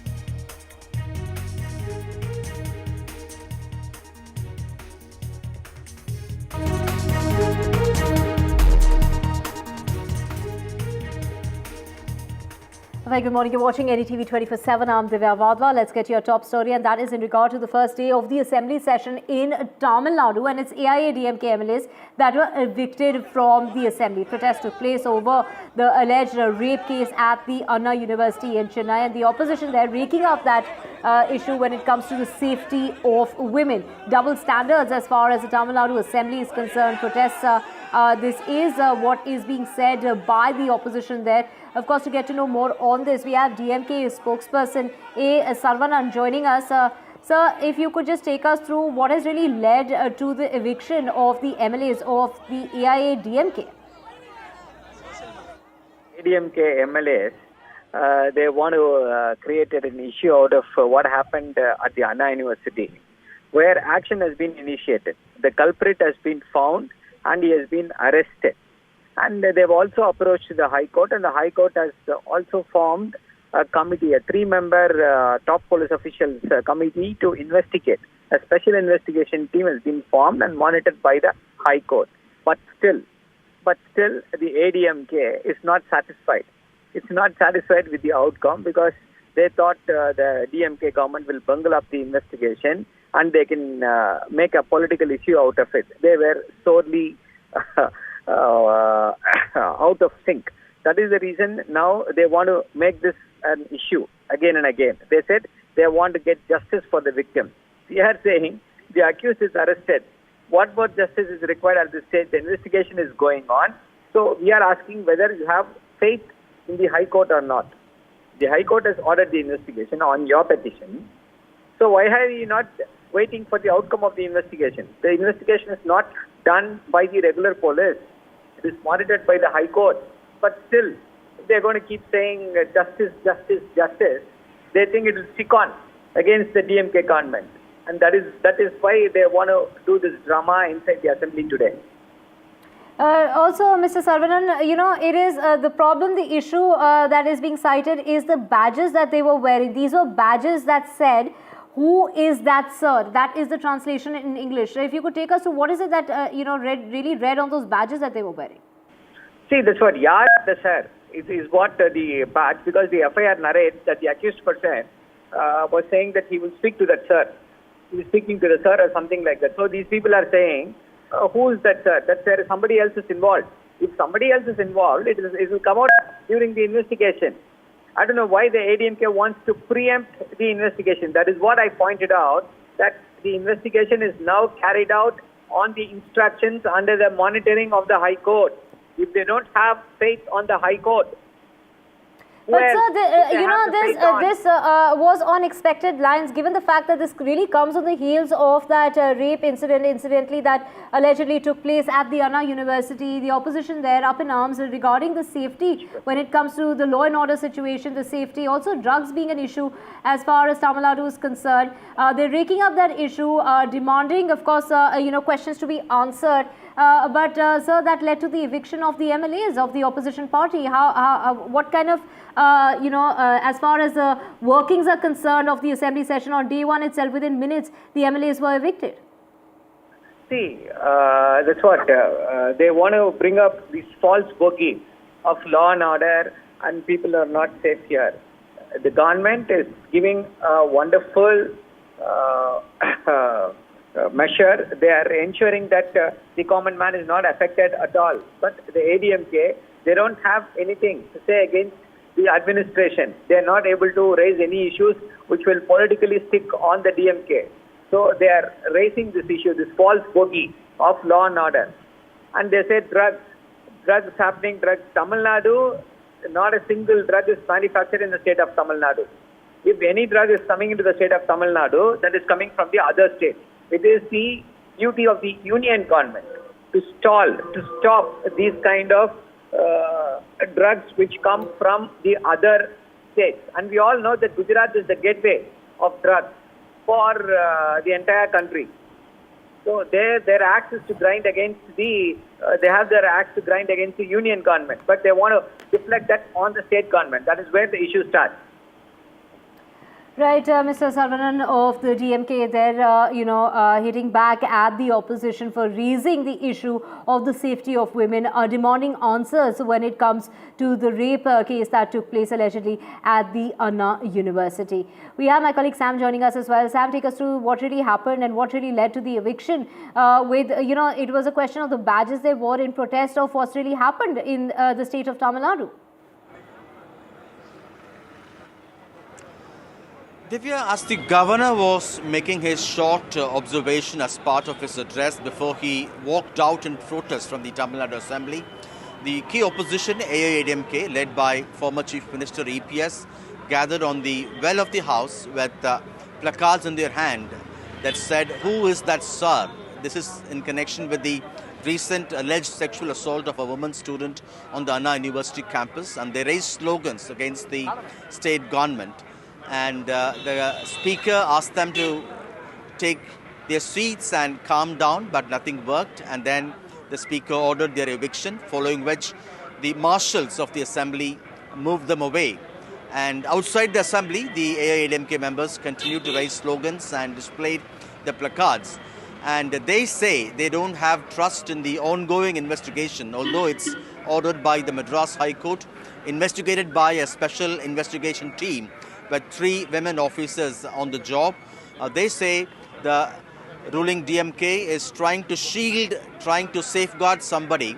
They allege that the alleged perpetrator who had sexually assaulted the woman student on the Anna University campus at that time had spoken to someone, referring to the other person on the phone as sir, and they want to know who was that sir, and they allege that it could be perhaps somebody from the DMK which the police is trying to shield. And they deny that they are politicizing the issue as observed by the Madras High Court, and they say they're only interested in ensuring that the campuses like Anna University would be safe, and then the parents who are worried now would get the confidence to send their women, to send their daughters to colleges and universities. And as we speak, they have left the assembly campus. The assembly session could be for 4 to 5 days, which will be clear in a couple of hours after the Business Advisory Committee would meet and decide. But certainly the key opposition, AIADMK, is turning the heat on the ruling DMK on the issue of women's safety. And we understand they will also raise the issue of drugs in the state and law and order generally, pointing out that this incident is a reflection of what they call as declining law and order. But the ruling DMK has denied these allegations, saying that within 5 hours since the survivor had made a police complaint, the Chennai police had nabbed the alleged perpetrator, put him behind bars, invoking sections of sexual assault. Investigation is underway, and there is no need for them to shield anyone. And they deny that the accused is a DMK member, and they say the special investigation team is on the job, and whatever had transpired then will come out in the investigation. Right, of course, you did mention that the Tamil Nadu governor, left the assembly without delivering his customary address to the assembly on the very first day of the assembly session, citing concerns about the national anthem. His complaint was that the national anthem was not played after the state anthem, and that is something which is a part of the tradition and the customs there. That's right, Divya. The Governor R.N. Ravi has been raising this issue since last year, that he wants the national anthem to be played before his customary governor's address on the first session of in the new year, and pointing out that the assembly only practices the playing of the Tamil anthem first, and then they play the national anthem at the end of the governor's address. He feels it's not in conformity with the constitutional norms, and objecting to that custom, the governor walked out without giving his customary speech. And as we speak now, the Tamil Nadu Assembly has adopted a resolution that would record only the official speech printed and given to the governor and the members in the House, and not what the governor spoke outside this speech. And the Speaker has clarified on the floor of the House that for a long time, Tamil Nadu Assembly has the tradition and convention of beginning with the Tamil anthem before the governor's address, and then after the governor's address, ending the day's proceedings playing the national anthem. And that's how it is, and that has to be respected. And he says when the governor had wrote to him last year in December, it was clarified and it's a settled issue. There's no reason why the governor is raking it up again. That's what the Tamil Nadu government says. But as we speak, two things. One, the governor's speech, whatever he had made, will not go on record. Only the official speech given to him would go on record. Number two, the assembly has clarified that it has its own customs, conventions and traditions, and it has to abide by that. And according to that, the day's proceedings of the governor's address begins with the Tamil anthem and concludes with the national anthem.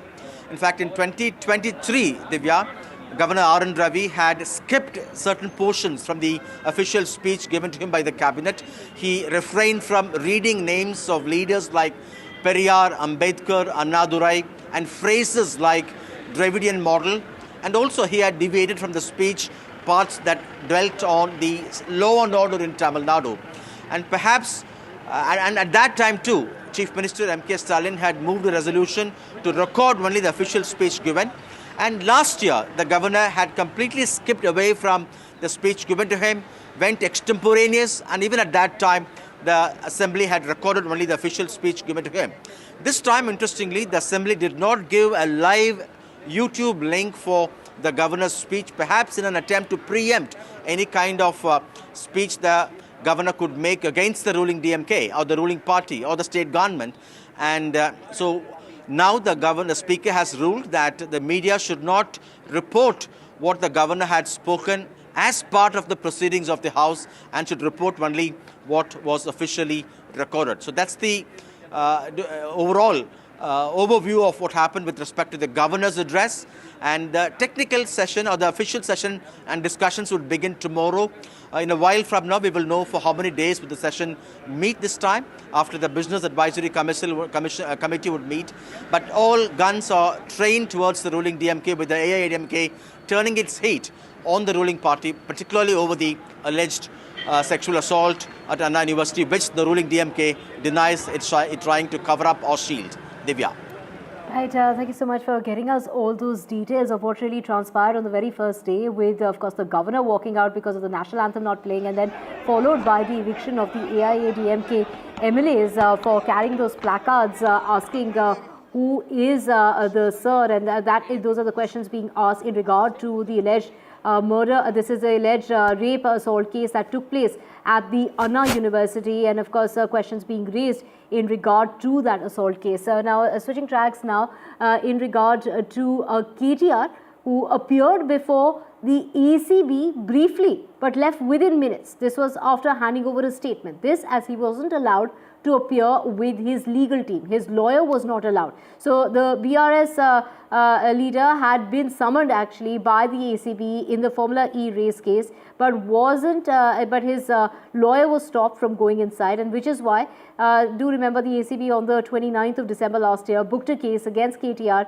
the senior IAS officer Arvind Kumar, and also the Hyderabad Metropolitan Development Authority former chief engineer BL.N. Reddy. KTR, who was the municipal administration minister during the previous BRS regime, was also summoned by the ED for questioning on the 7th, that is tomorrow, over the alleged irregularities with regard to conducting that race in Hyderabad in February last year. Let's listen into what KTR has to say. He's saying he's a law-abiding citizen, and that it's basically his legal counsel who wasn't really allowed to enter, which is why he had to leave. As a law-abiding citizen, respecting the Honorable High Court, respecting Anti-Corruption Bureau's, direction to appear before them, I'm here. But they're not allowing my advocates, they're not allowing me to have my own rights. All I'm seeking of the Anti-Corruption Bureau is that they respect the High Court's judgment. High Court, in fact, has reserved its judgment. I'm a law-abiding citizen. I worked as a lawmaker. I am still a lawmaker. So therefore, all I'm asking the ACB is to ensure that my rights are protected as an individual, as a citizen. I am entitled to my lawyers being present with me, but unfortunately they seem to have a different opinion. So we are trying to discuss with them and engage with them. Uma joining us to get us more on this. Uma, really take us through what really happened when KTR appeared before the ACB officials. He's saying that he's allowed to have his legal counsels with him. However, that entry was denied. And on what grounds was that entry denied?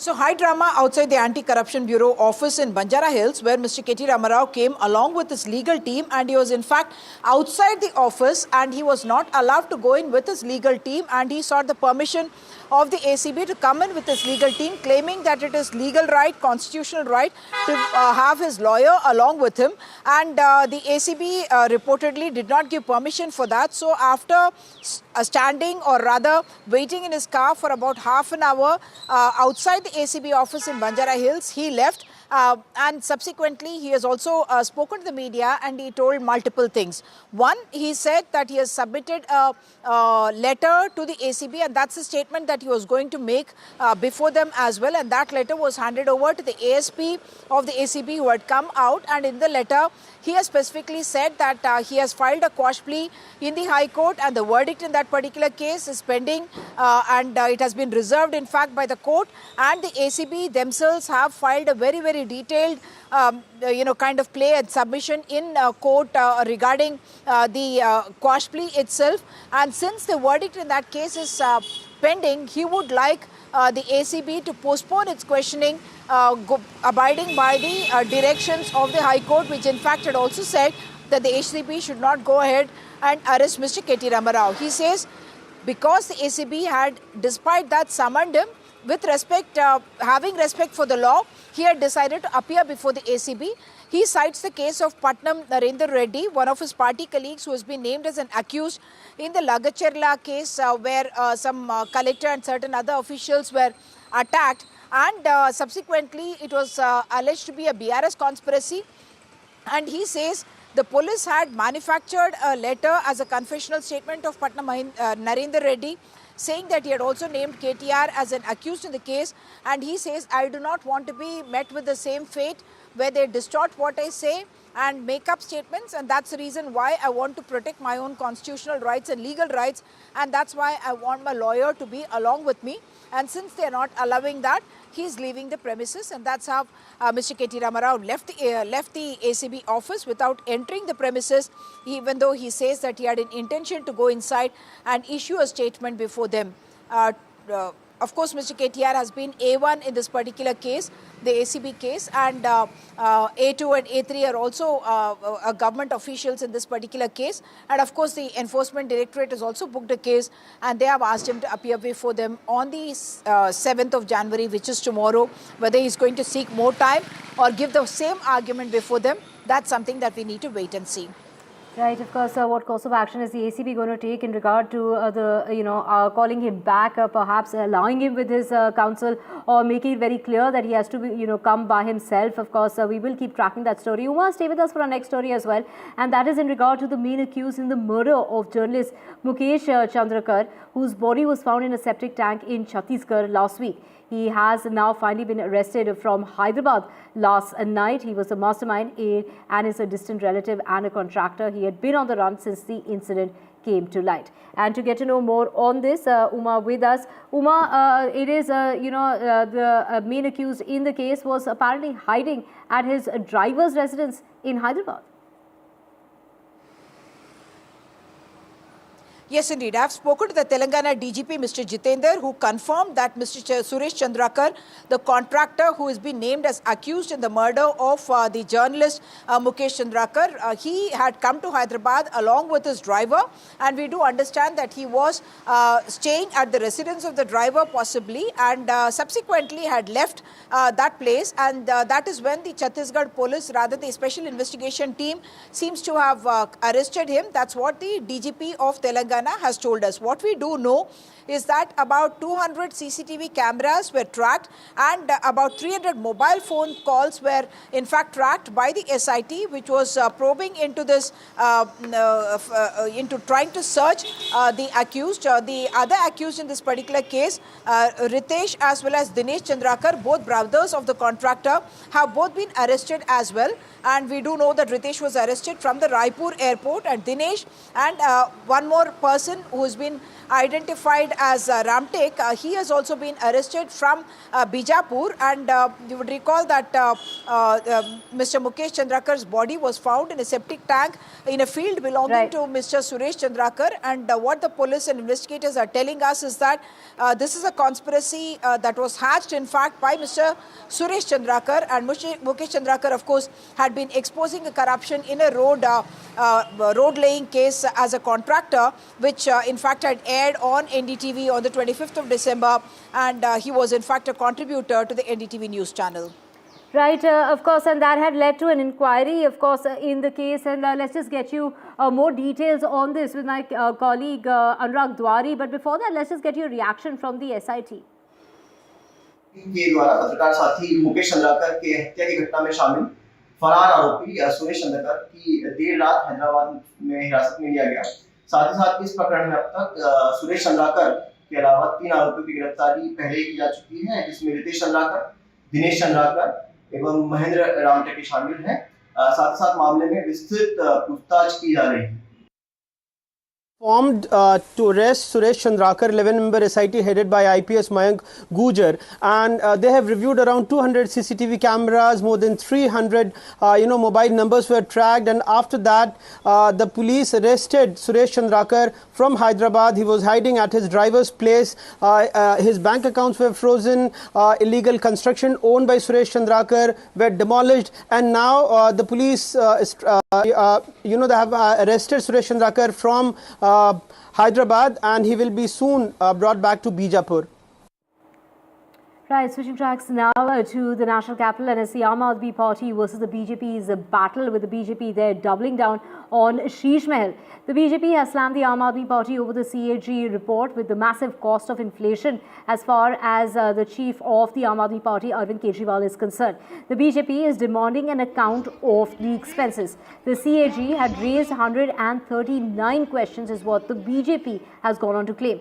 The Prime Minister had also said that the Aam Aadmi Party, this is the focus as far as the Mahal of is concerned, and now Kejriwal hitting back there that the Prime Minister is out there to in fact hit out at the Aam Aadmi Party. Let's just listen into what the BJP chief in Delhi, Virendra Deva, had to say.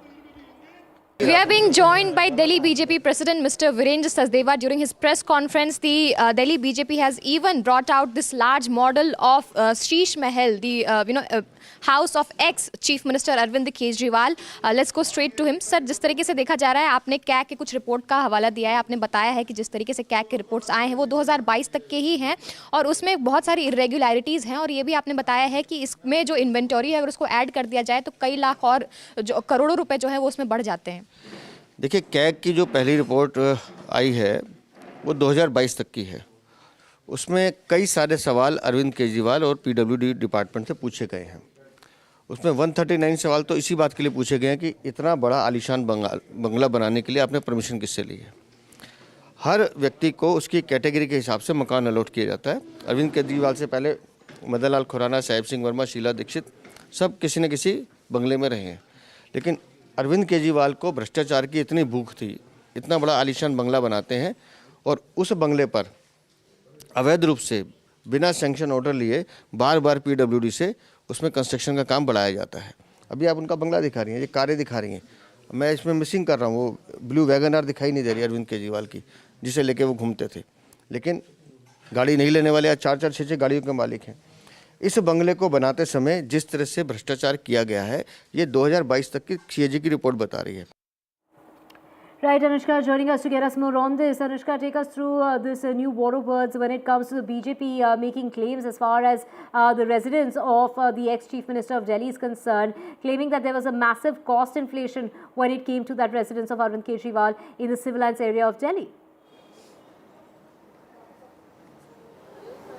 Well, certainly, Divya, the Delhi BJP has once again confronted the Aam Aadmi Party over the construction of the posh bungalow of ex-Chief Minister that is situated at 6 Flagstaff Road, and has said that the average estimate has been given around 33.66 crores, but the original figure goes beyond that. And he has also in fact mentioned that the whole construction, if we add everything the inventory states, the construction figure goes to about 75 to 80 crores. Now also the first revelation according to the Delhi BJP that the CAG report makes is that the PWD, that is the government agency, rather than working as a government agency, was working as a private contractor for the Kejriwal government, and it is a clear matter of give and take between both the Arvind Kejriwal's government and the authority, the PWD. Also on page number 139, what the CAG report is raising question is regarding the construction of this bungalow without the approval of DUAC and Delhi Municipal Corporation. And also, if we want to estimate the actual cost of this bungalow, it will require an audit of several departments' accounts and adding the inventory created by PWD on October 11, 2024. Now, they have clearly mentioned, the Delhi BJP, is that the CAG report only states the data till 2022. A lot of renovations were made, a lot of beautification was done, and also Arvind Kejriwal, according to his category, was allotted a bungalow in which he additionally spent a lot of money to rebuild that bungalow. A posh mansion was created at the behest of public's money, public's tax money. And also the BJP has said that Arvind Kejriwal is in fact guilty of every person who put their faith on Anna Hazare, and has also said that all of the money that was involved, all the private contractors, all the players who were involved in building that whole Sheesh Mahal are in fact equally guilty, and investigation should be done. A thorough investigation should in fact be done as to how much money was exactly spent over this whole bungalow. A lot of staff quarters were in fact remade, rebuilt, renovated, and a lot of things were there done on a temporary basis, and a lot of data is in fact missing from the CAG report. The first revelation that the CAG report has also mentioned is that regarding the PWD officials who were in fact, according to BJP, were involved in a give and take relation between the Kejriwal government and them, and Kejriwal had to in fact turn a blind eye over the corruption that was done by the PWD officials on the behest of building that bungalow and giving all the permission that were required to build the bungalow that has now been dubbed as Sheesh Mahal by the opposition. Back to studio.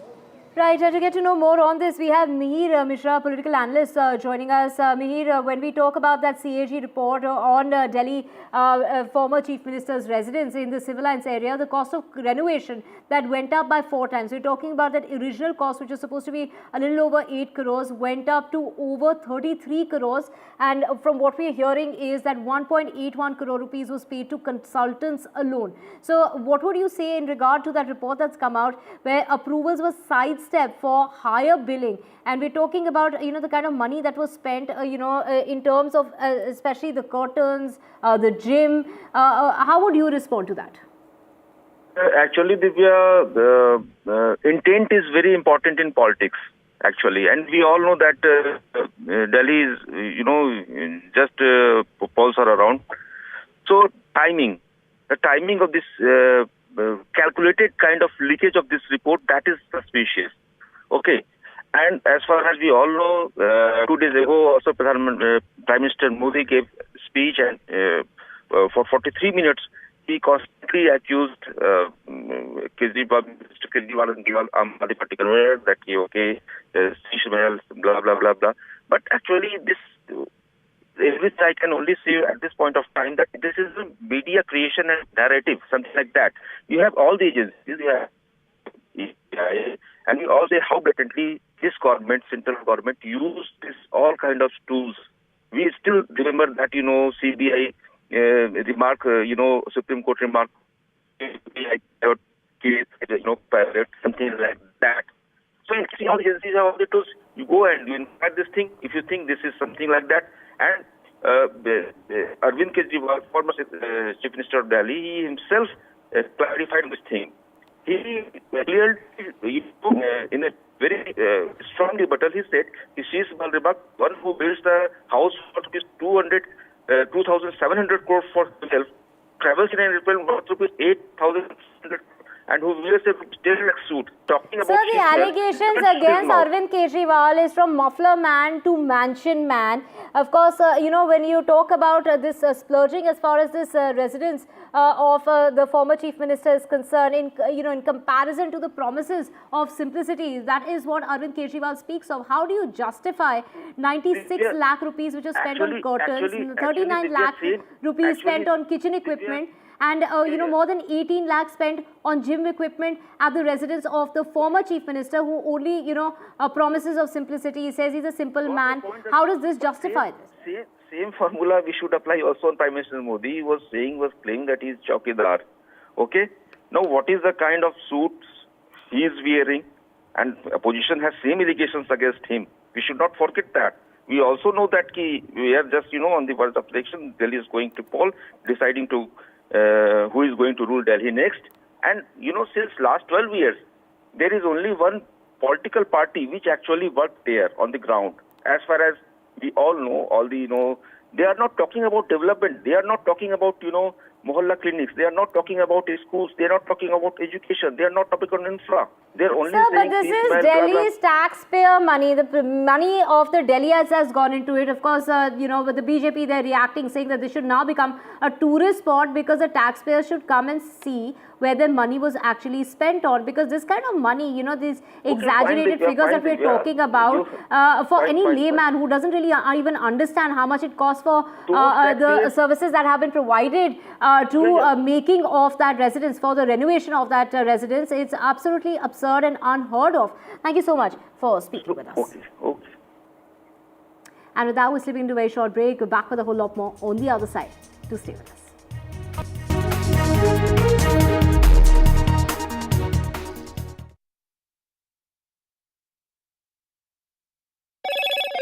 Hello, Moto. Motorola Edge 50 Pro, world's first AI-powered pro-grade camera.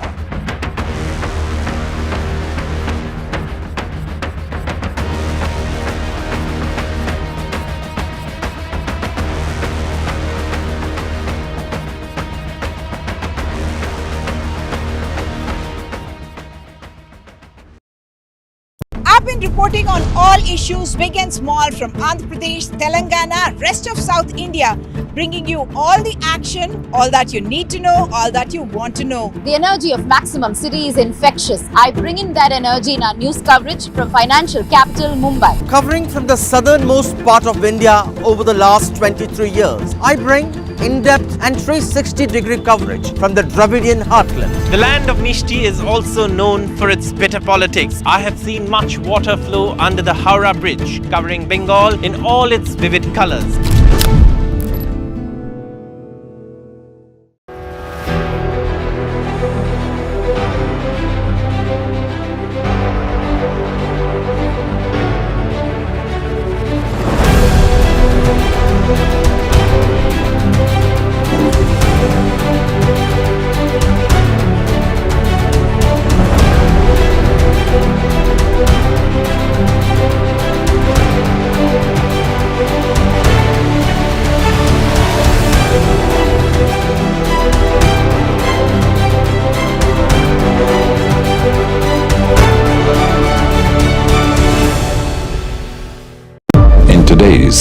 connected world, India's voice is more crucial than ever.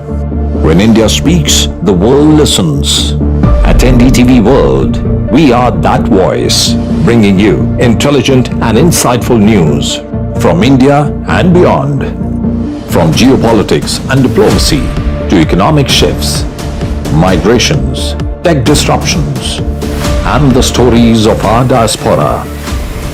We cover the news that shapes our global future. NDTV World, your new home for global news is here.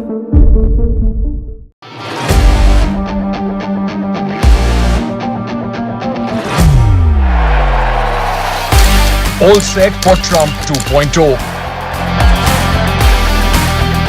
Countdown to January 20th. Terror shadow, visa wars. All the twists and turns. Tracking Trump takeover. Every day at 10:30 p.m. only on NDTV 24/7.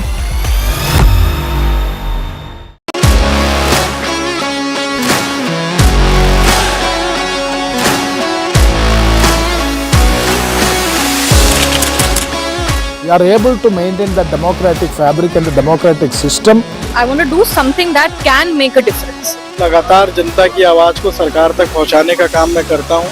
I was a student up until very recently. I really want to work and do something.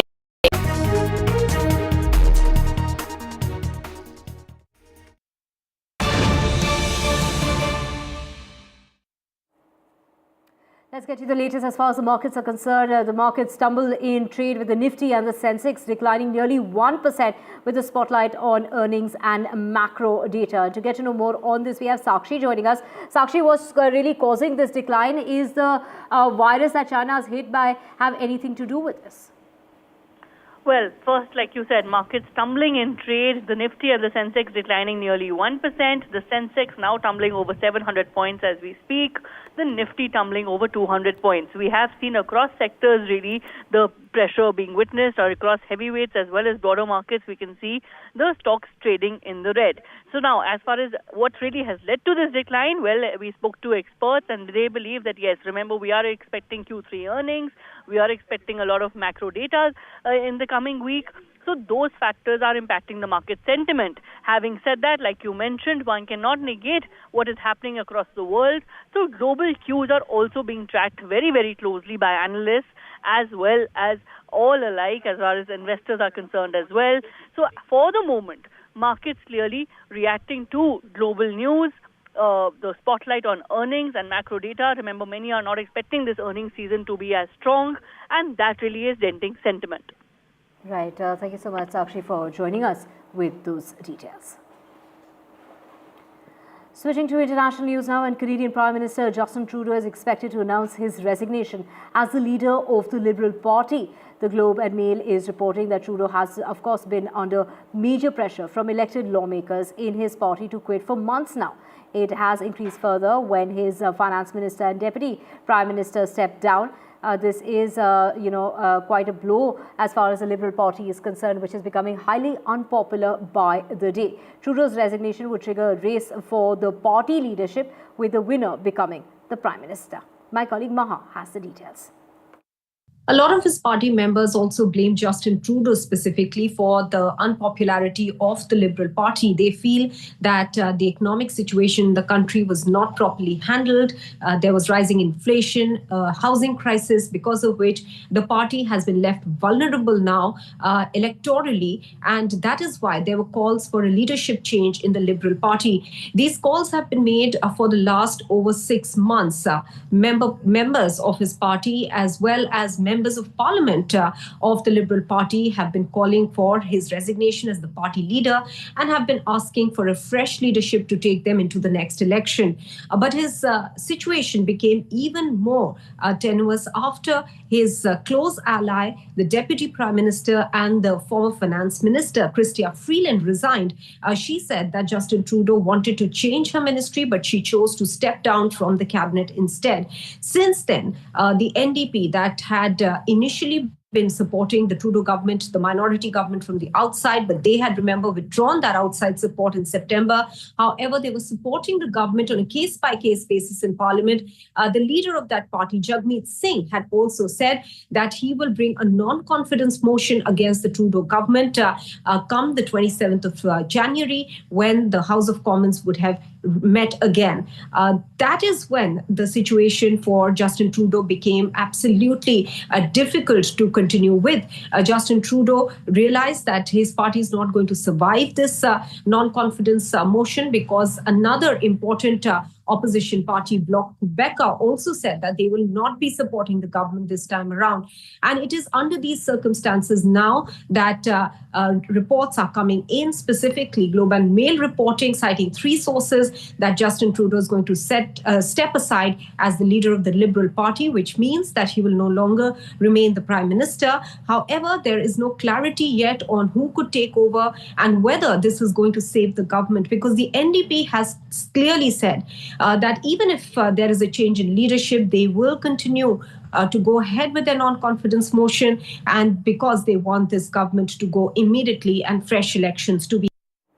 Right, and to know more on this, thank you so much, Maha. We have Daniel Boardman joining us, a Canadian journalist. Thank you so much for speaking with us here on NDTV. Daniel, would you say this was on expected lines and Trudeau's resignation was inevitable?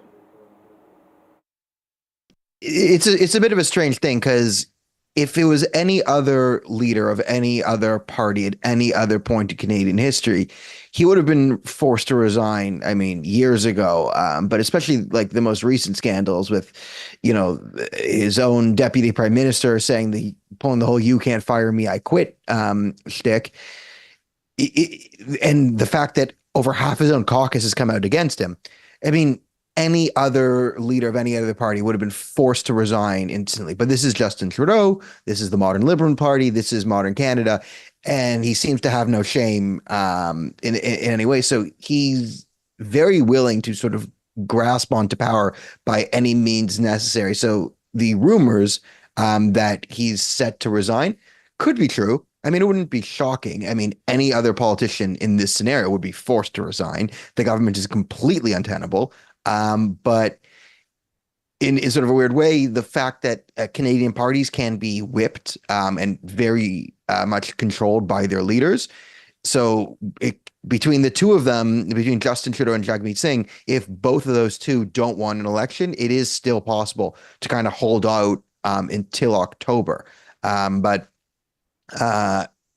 if it was any other person, they would have been forced to resign instantly. But he is so, I don't know, I guess narcissism is the word. He is incredibly narcissistic that he's refused to take any accountability for his actions. So we do know there's lots of pressure on him to resign, but there's always been a lot of pressure on him to resign over the last few years due to like the massive amount of just scandal after scandal after scandal after scandal where, from week to week, it's some new major scandal. So I wouldn't be shocked if he does resign today, but I also wouldn't be surprised if this just turns out to be rumors, because again, there's two factions within the Liberal Party now, ones that want him gone and ones that want him to stay.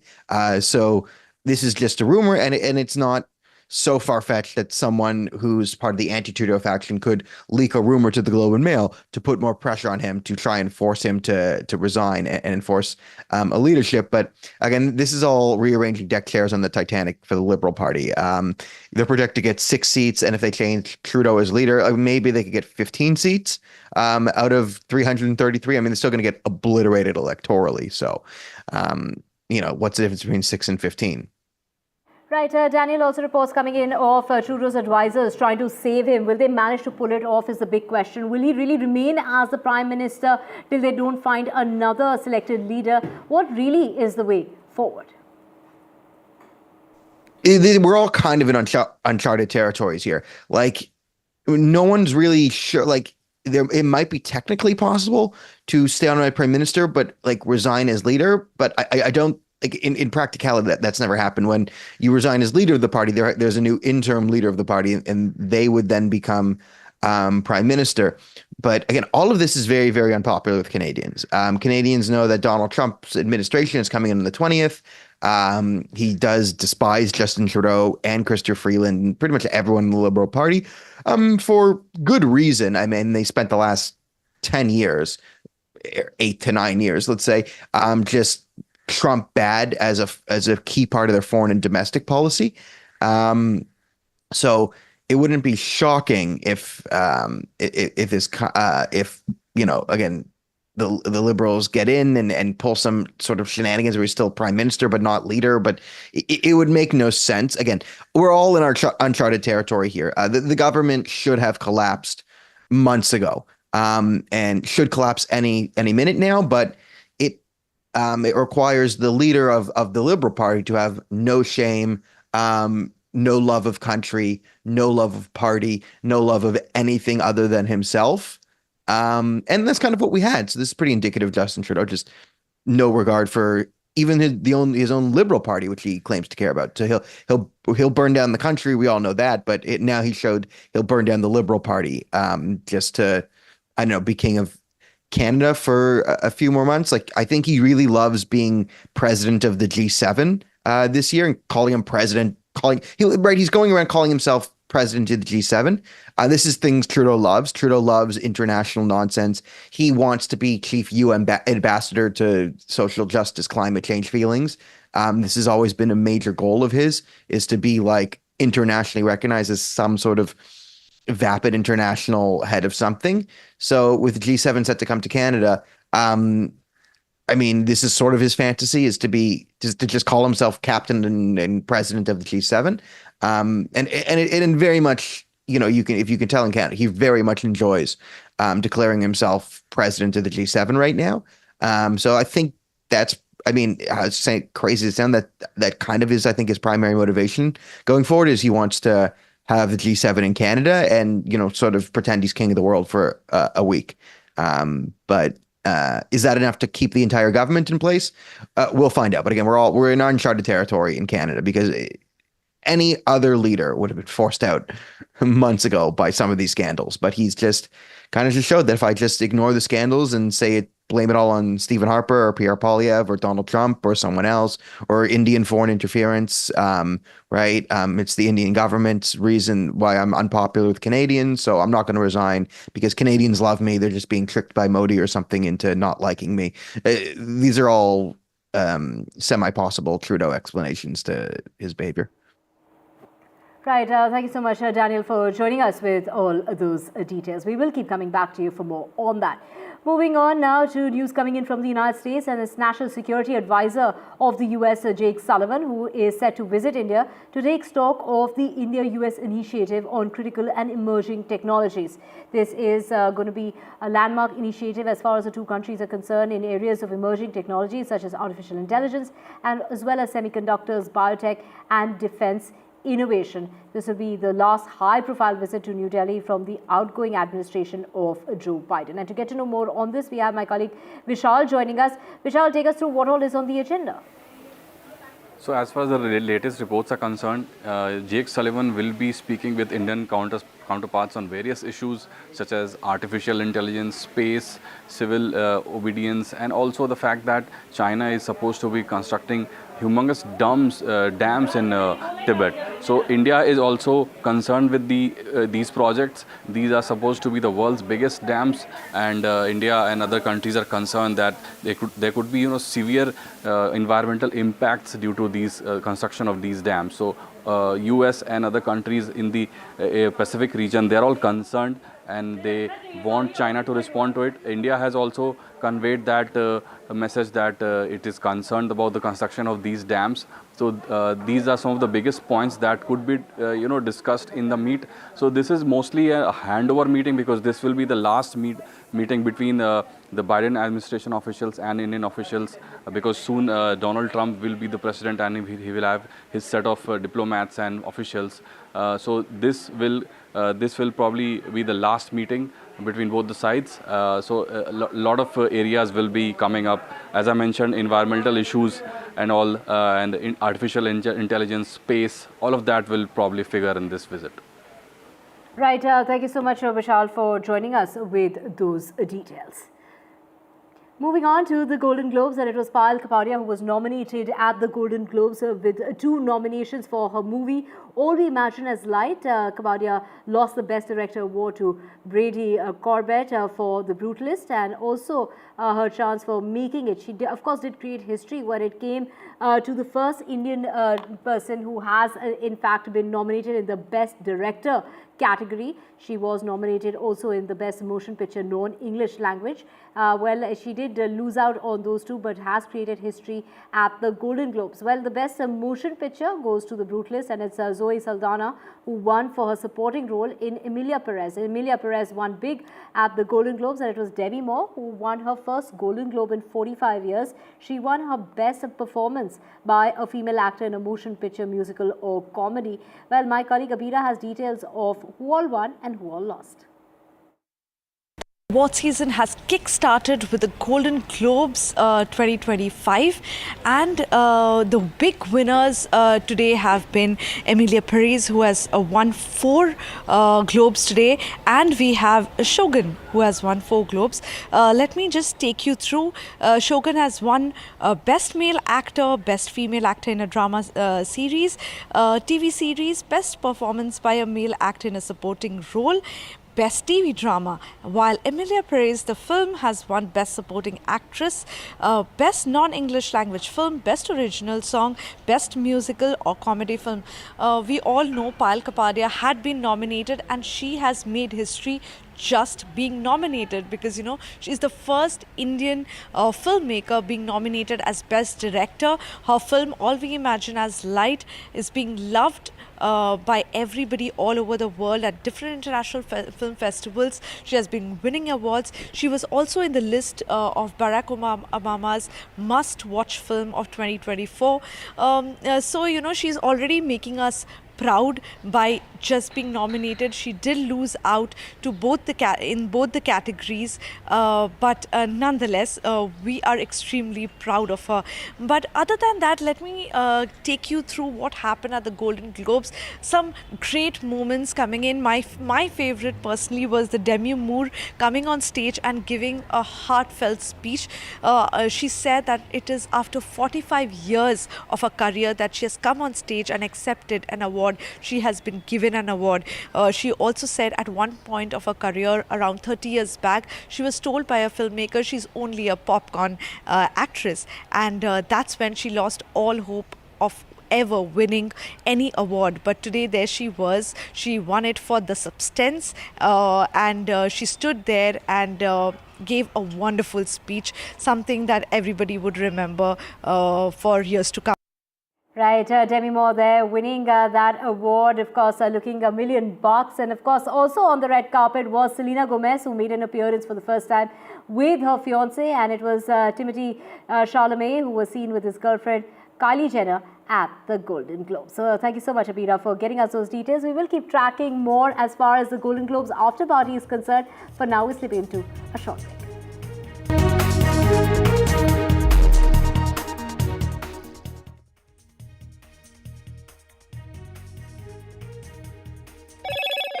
Hello, Moto.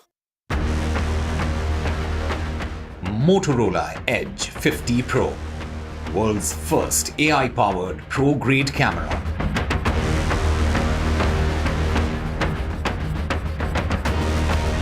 Stormy start as far as the assembly session in Tamil Nadu is concerned. On the very first day, AIADMK MLAs were evicted, and it was the governor who stormed out because of the national anthem that wasn't played after the state anthem.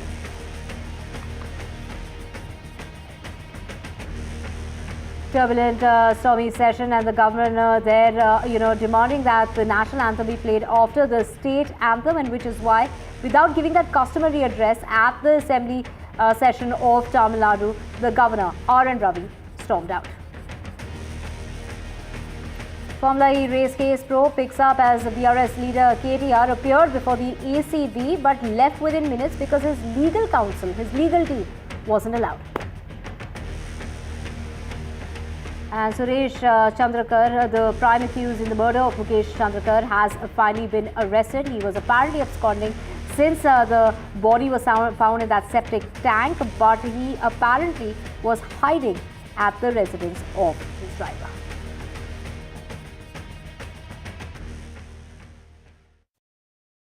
I've been reporting on all issues big and small from Andhra Pradesh, Telangana, rest of South India, bringing you all the action, all that you need to know, all that you want to know. The energy of Maximum City is infectious. I bring in that energy in our news coverage from financial capital Mumbai. Covering from the southernmost part of India over the last 23 years, I bring in-depth and 360-degree coverage from the Dravidian heartland. The land of Mishti is also known for its bitter politics. I have seen much water flow under the Howrah Bridge, covering Bengal in all its vivid colors.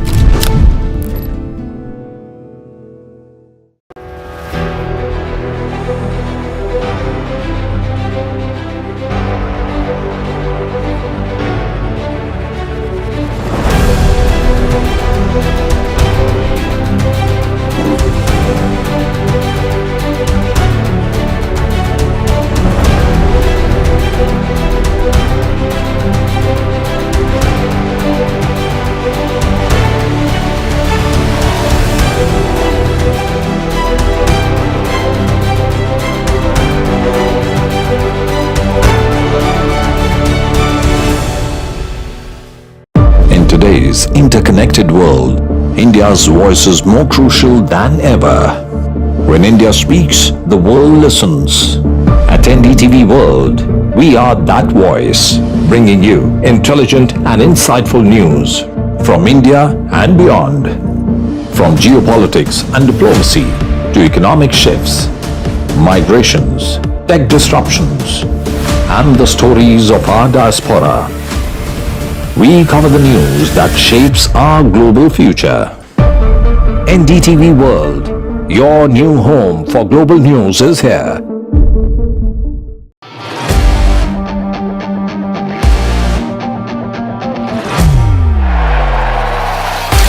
All set for Trump 2.0. Countdown to January 20th. Terror shadow, visa wars. All the twists and turns. Tracking Trump takeover. Every day at 10:30 p.m. only on NDTV 24/7.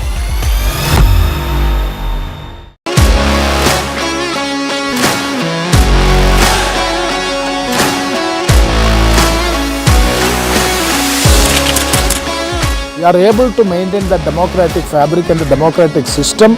I want to do something that can make a difference. लगातार जनता की आवाज को सरकार तक पहुंचाने का काम मैं करता हूं. I was a student up until very recently. I really want to work and do something for my people because they have given me this opportunity. They have elected me. सोचा नहीं था कि राज्यसभा सांसद बनूंगी.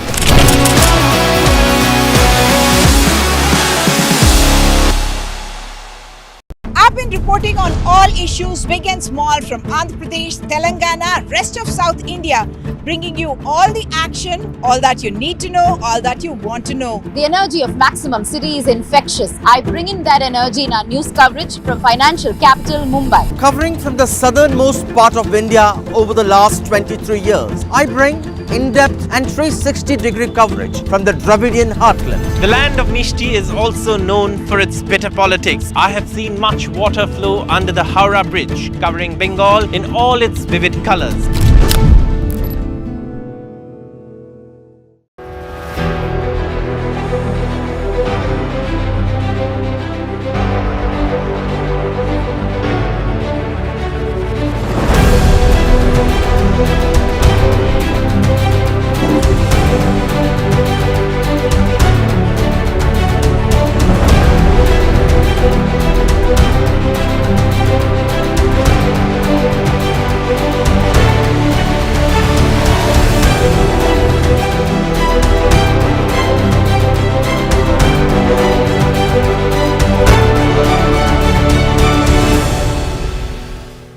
In today's interconnected world, India's voice is more crucial than ever.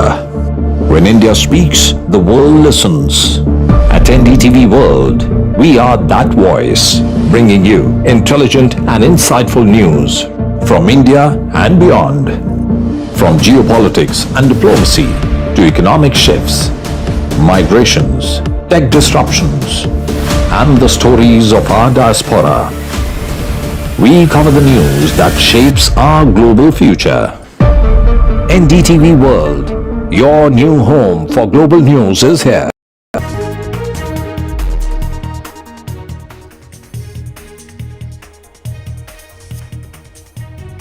It's Delhi's Sheesh Mahal war ahead of the elections in the national capital, with the BJP attacking the ex-chief minister over the amount spent. As far as the bungalow is concerned, this comes close on the heels of the BJP saying make that into a picnic spot.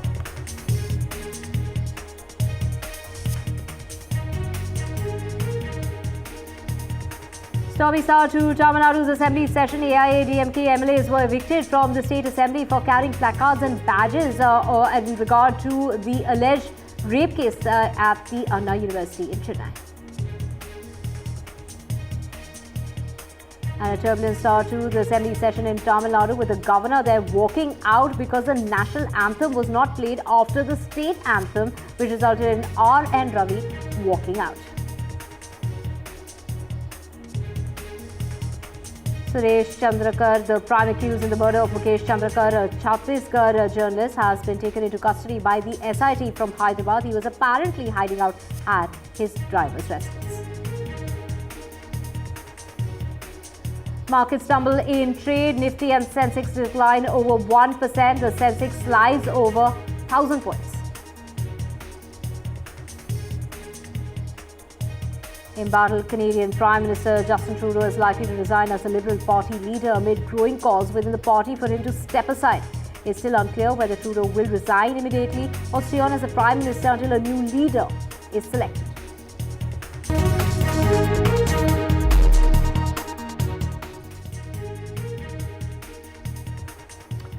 Let's get you the latest as far as the war between the Aam Aadmi Party and the BJP is concerned. The BJP doubling down on the Sheesh Mahal, with the BJP slamming the Aam Aadmi Party over the CAG report regarding the massive cost inflation by Arvind Kejriwal for the renovation of his residence in Civil Lines area of the national capital. The BJP demanding an account of the expense, and the CAG that raised 139 questions. What the BJP has gone on to say, of course, Arvind Kejriwal hitting back at the BJP there. Of course, this is in regard to the kind of money that was spent in terms of the renovation and the original cost that went up 4 times, from a little under 8 crore rupees to over 33 crore rupees, which was finally spent in the renovation, including 96 lakh rupees that was spent on just curtains alone. Well, let's just get you what really Virendra Sachdeva, the Virendra Sachdeva of the BJP, the Delhi chief, has to say. We are being joined by Delhi BJP President Mr. Virendra Sachdeva. During his press conference, the Delhi BJP has even brought out this large model of Sheesh Mahal, the house of ex-Chief Minister Arvind Kejriwal. Let's go straight to him. Sir, जिस तरीके